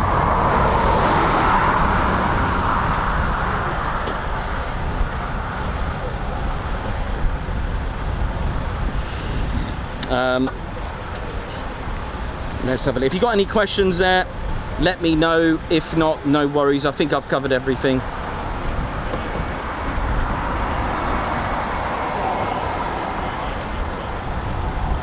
Oh, goodness me. Listen to this. Yes! Whoa! Oh.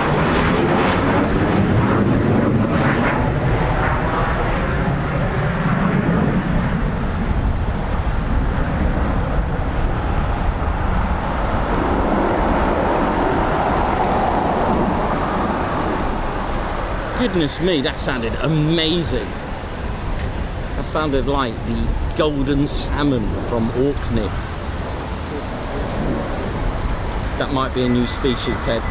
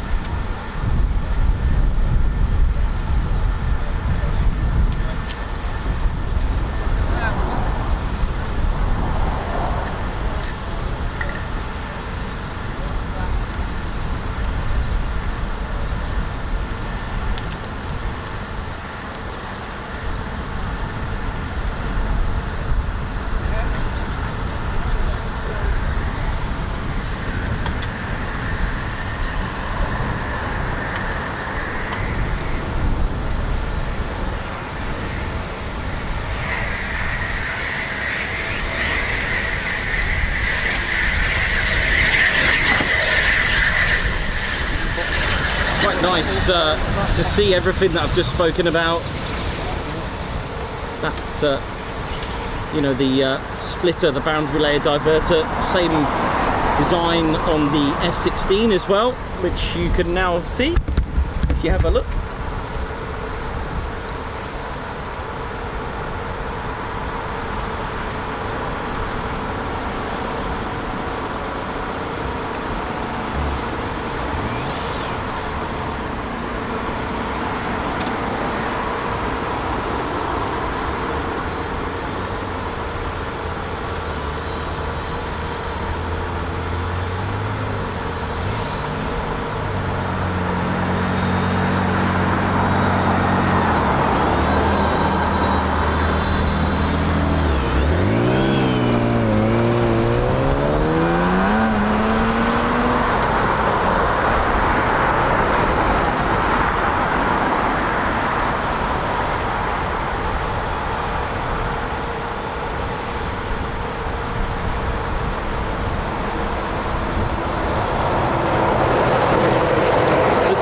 Does have a BK-27 Mauser cannon, so it's a 27mm. Same on the. It was the same cannon on the on the Tornado, which is about here. Okay, that's where it's in there. It's got about 150 rounds. The muzzle velocity is 1100 meters per second, which that's a good rate of fire, that one. So it's a 27mm Mauser cannon there. Pretty cool, right?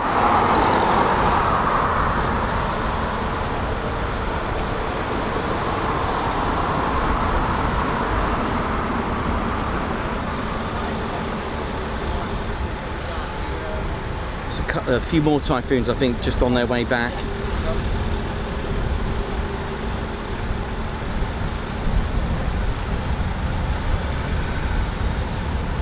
So, Cynical Jim, they are assembled in various countries. You've got Germany, and you've also got Warton Aerodrome. They don't make them anymore at Warton for Britain, but it'll be at their factories, the Manching factory in Germany for that. So they do come in different color primes so that you know exactly what country they came from as well, which is quite cool. In Germany at the Manching factory, they name each one by girls' names so they know which one they're talking about, because of course they've not been designated, I think, any serial numbers, which will probably be a lot easier for the girls' names. So that's kind of cool. Oh, cheers, man. Okay, thank you.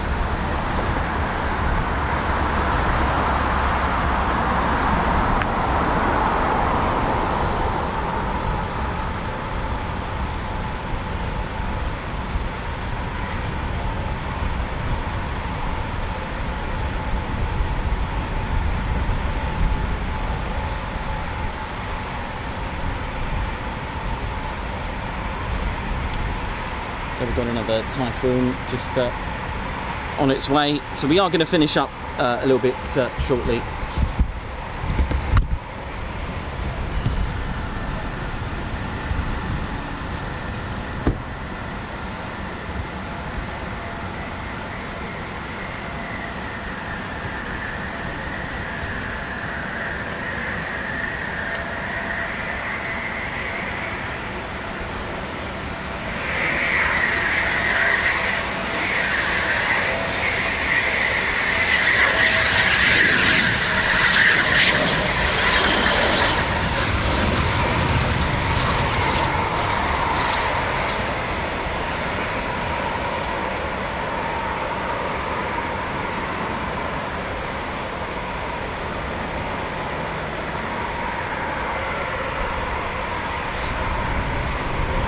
Beautiful.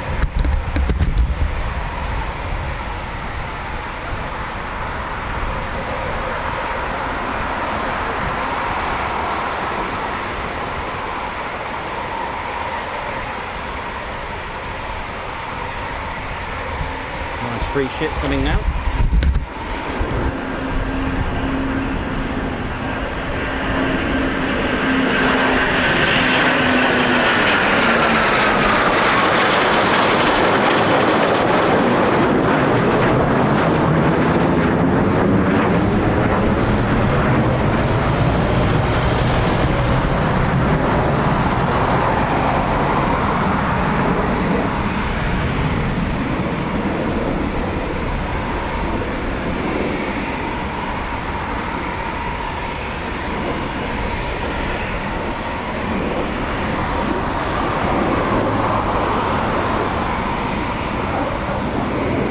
The Typhoon's flight control computer system, the quadruplex,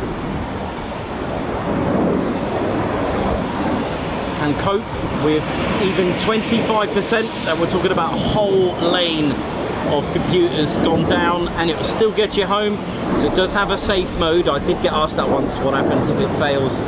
Well, you're going to have pretty bad luck if all 70 computers components failed, especially all 4 lanes going. That would be quite savage luck.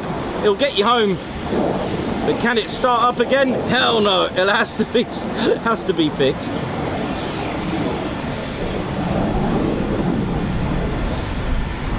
On the Tranche 1, the landing lights that you can see on either side of the gear, they were orientated LEDs in a vertical alignment. The Tranche 2 upwards, they decided to change it to horizontal alignment. Little fun fact there. We don't have any Tranche 1s left now. They've all served us well.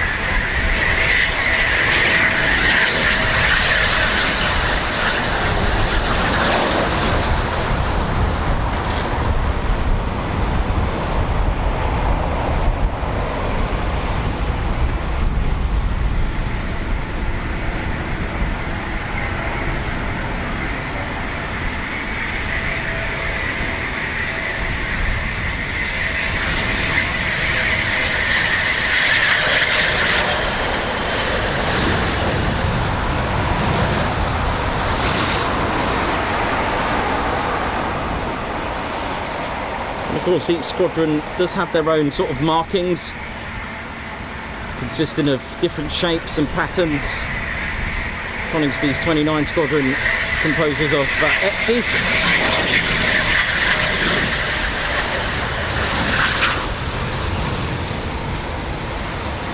For those that like to know how many petals or fairing flaps, as it's called, on each nozzle, there are 12 on the exhaust nozzle.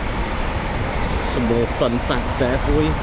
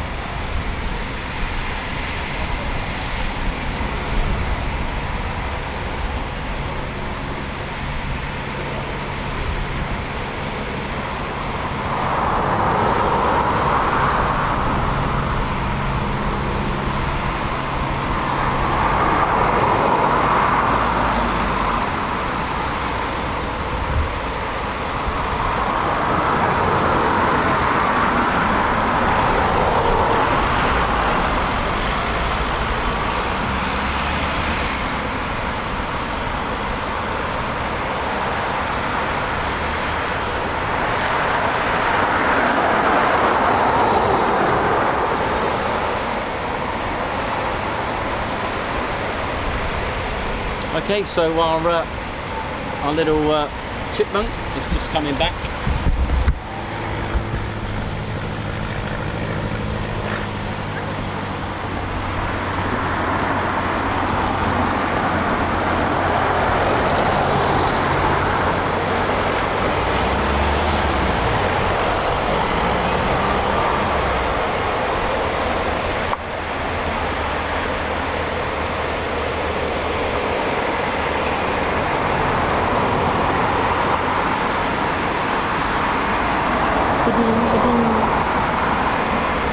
As they say. Right.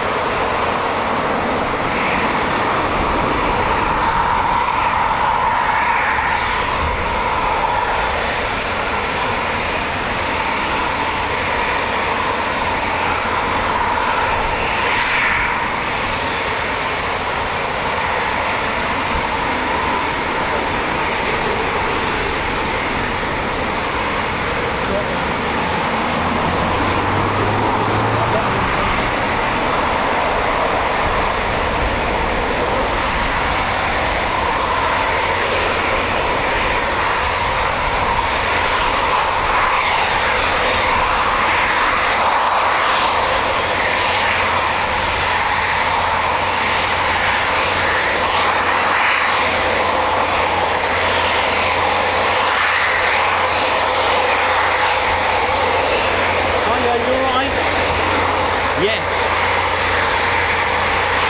Okay, so they just come back.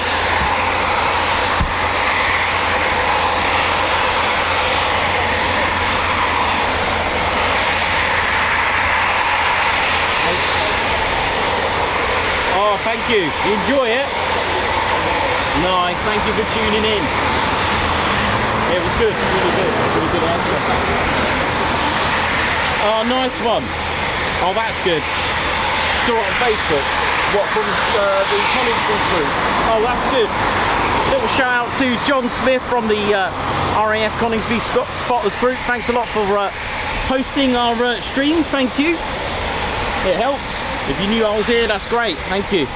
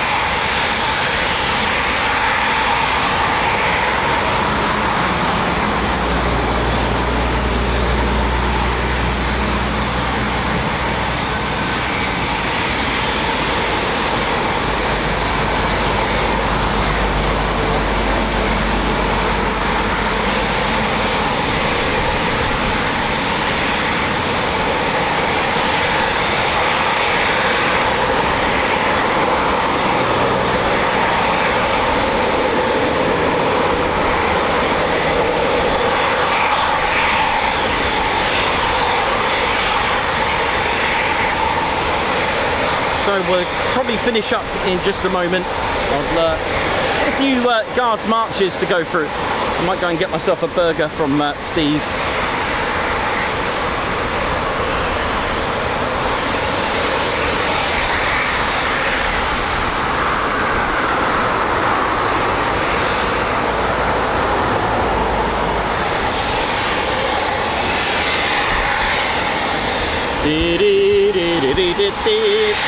How we doing, ladies, gents and teddy bears?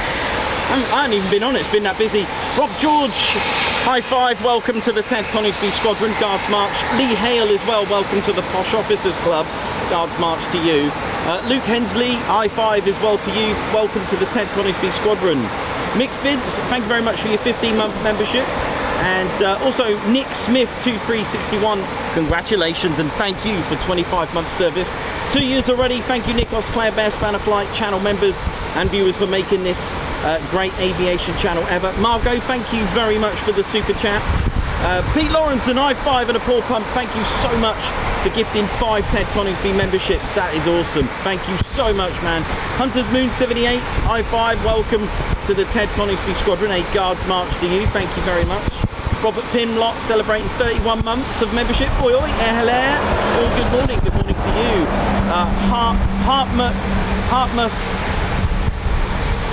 Hartmut Heckman, thank you very much for your 1 month membership. Good morning, Germany. Oi, oi. Millennium Max, high five. Welcome to the 10th Coningsby Squadron Guards March.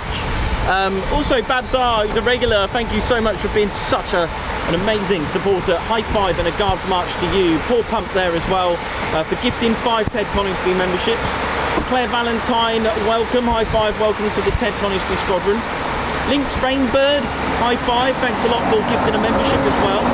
Darren Cumming, welcome, and thank you so much, Darren Cumming, for the super chat there. That deserves a high five. That's very generous. Thanks a lot, Darren, who's put keep up the good work, Ted. Thank you so much there, Darren. Wins Hat, thank you very much for your 23 months membership. OMG 23. Oasis Blocker, thank you very much. High five and a Guards March. Thank you very much for joining our squadron. We've got Santosh Lueba. Nice one, high five, Guards March. Thank you for joining the posh officers. And also Santosh Lueba, thank you very much. High five, Paul Pump. Thank you so much for gifting 5 Ted Coningsby memberships as well. Mark Moody, who's been a member for 20 months and also part of our fighter squadron. Oi, oi, one and all day off, so great to see everyone. Guards March. Gary, high five and a Paul Pump, thank you so much for gifting 5 Ted Coningsby memberships out there. Thank you so much. Colin N9Z, thank you for your 21 months membership. Alan Q, thanks a lot for the super chat. And Deister, congratulations. Wow, a whole year with us. Thank you very much, Anne. Nice one there. Poacher49, welcome to your 31st month of membership. I wouldn't miss it for the world, they put. And Deister, thanks as well for the super chat. Thank you to all my for my 12 very happy months. Bless your heart. Wee Stevie Boy, how you doing? Guards March to you. Thank you very much for the super. Also, Wee Stevie Boy, Guards March again. Thanks a lot for the super. How's it going? Wee Stevie Boy, thanks again for another super chat with a little drive pass from the Defence and Rescue team. Spicy Wedges, congratulations on your 12-month membership. Thank you all for an amazing 12 months. Caroline Stubbs with 34 months membership as well. Thank you very much. Guards March. Well, what a day.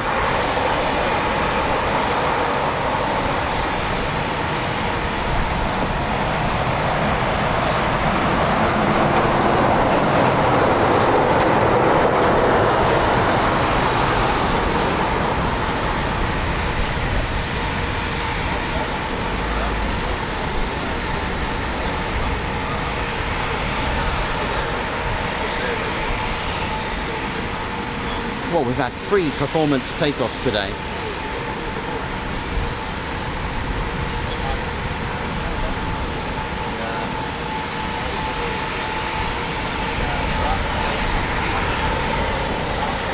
Doug Ross, how you doing as well? Right, I might go and get a burger actually before I finish up.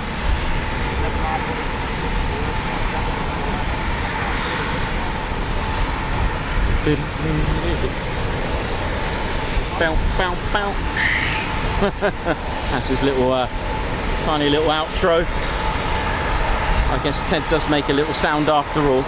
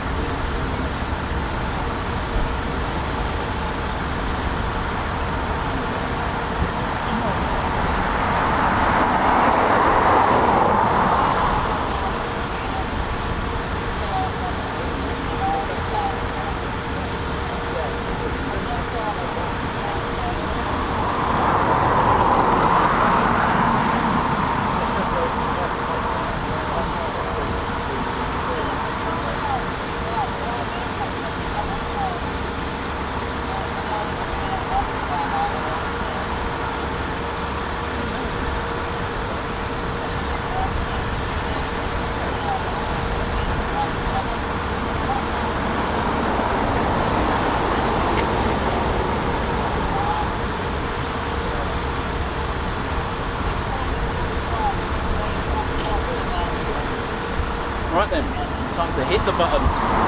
Right, ladies, gentlemen, teddy bears, that is us done while the sun is blazing, the foons are back. Right, time to finish.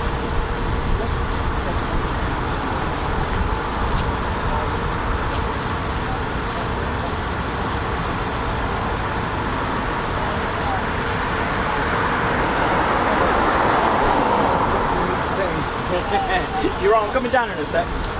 Right, that's us done, ladies, gents, teddy bears. Thank you very much. That is us done. Hey! Don't forget to visit tedconingsby.co.uk where you can get yourself some awesome merch. That's probably the wrong way. Look at that. Yeah, Ted's food, man. Says Darren, have you got that patch that I can just quickly show? Have you got one? Listen, before I go,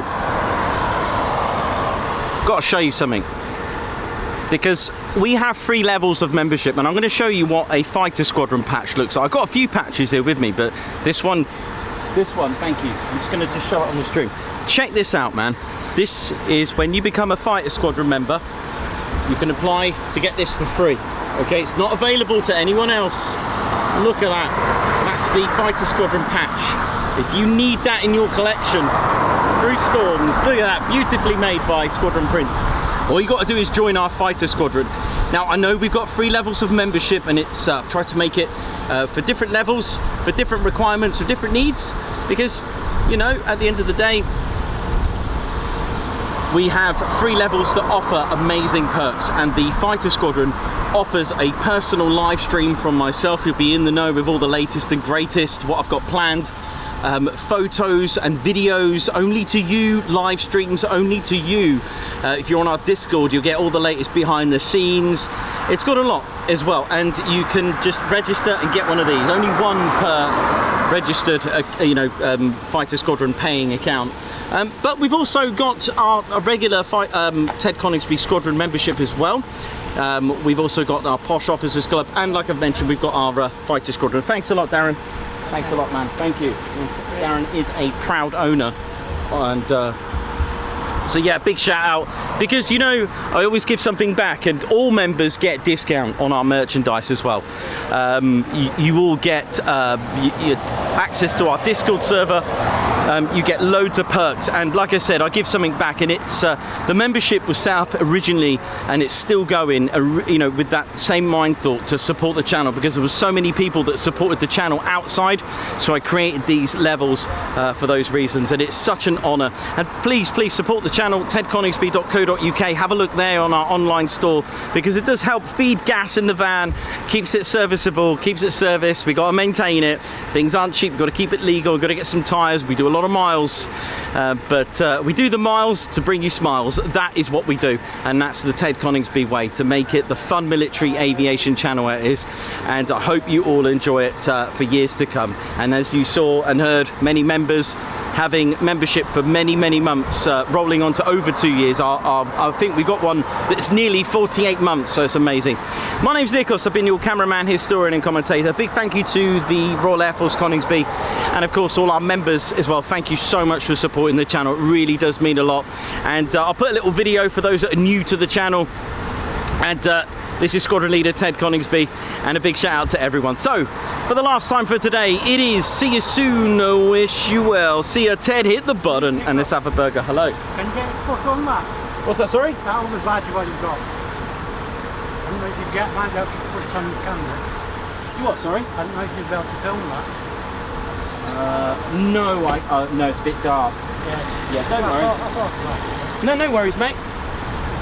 Thank you.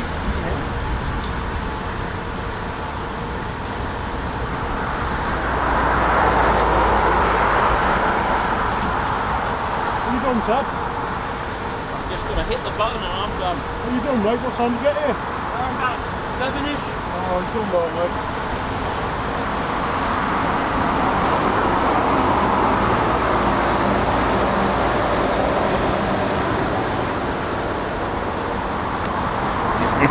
Oh yeah, ladies, sheds and teddy bears, welcome to the Ted Coningsby channel membership.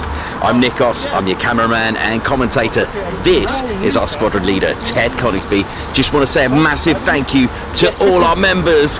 Guns up, and oh yeah. Take it away, Ted. Ladies, sheds and teddy bears, we want to say a massive thank you to all of our subscribers for getting us to where we are today. We have gone all over the country, from as far as Lossiemouth to Bryce Norton, and military areas such as air weapons ranges, low flying areas, heritage centres and special flights for TED 2. We cannot do this without your support, and your support will be rewarded. You can now join the Ted Coningsby Squadron and help fund the channel to get us around the country and provide us with the funds for equipment to bring you better content too. We have 3 levels of membership to suit everyone. With your membership, you'll get access to members only videos, photos, posts, unlock special Ted Coningsby YouTube emojis and loyalty badges, as well as being able to access our exclusive members only Discord server. All membership levels reward you with discounts to our online store. Our top level fighter squadron was inspired by many of our fans who supported the channel massively. This is more of a personal experience with me and Ted, giving you exclusive live streams and content from behind the scenes photos, special info and updates, as well as a free Ted Coningsby Fighter Squadron patch for joining. Whichever membership level suits you, we want to say a massive thank you for choosing to join the Ted Coningsby Squadron. Ah, yeah.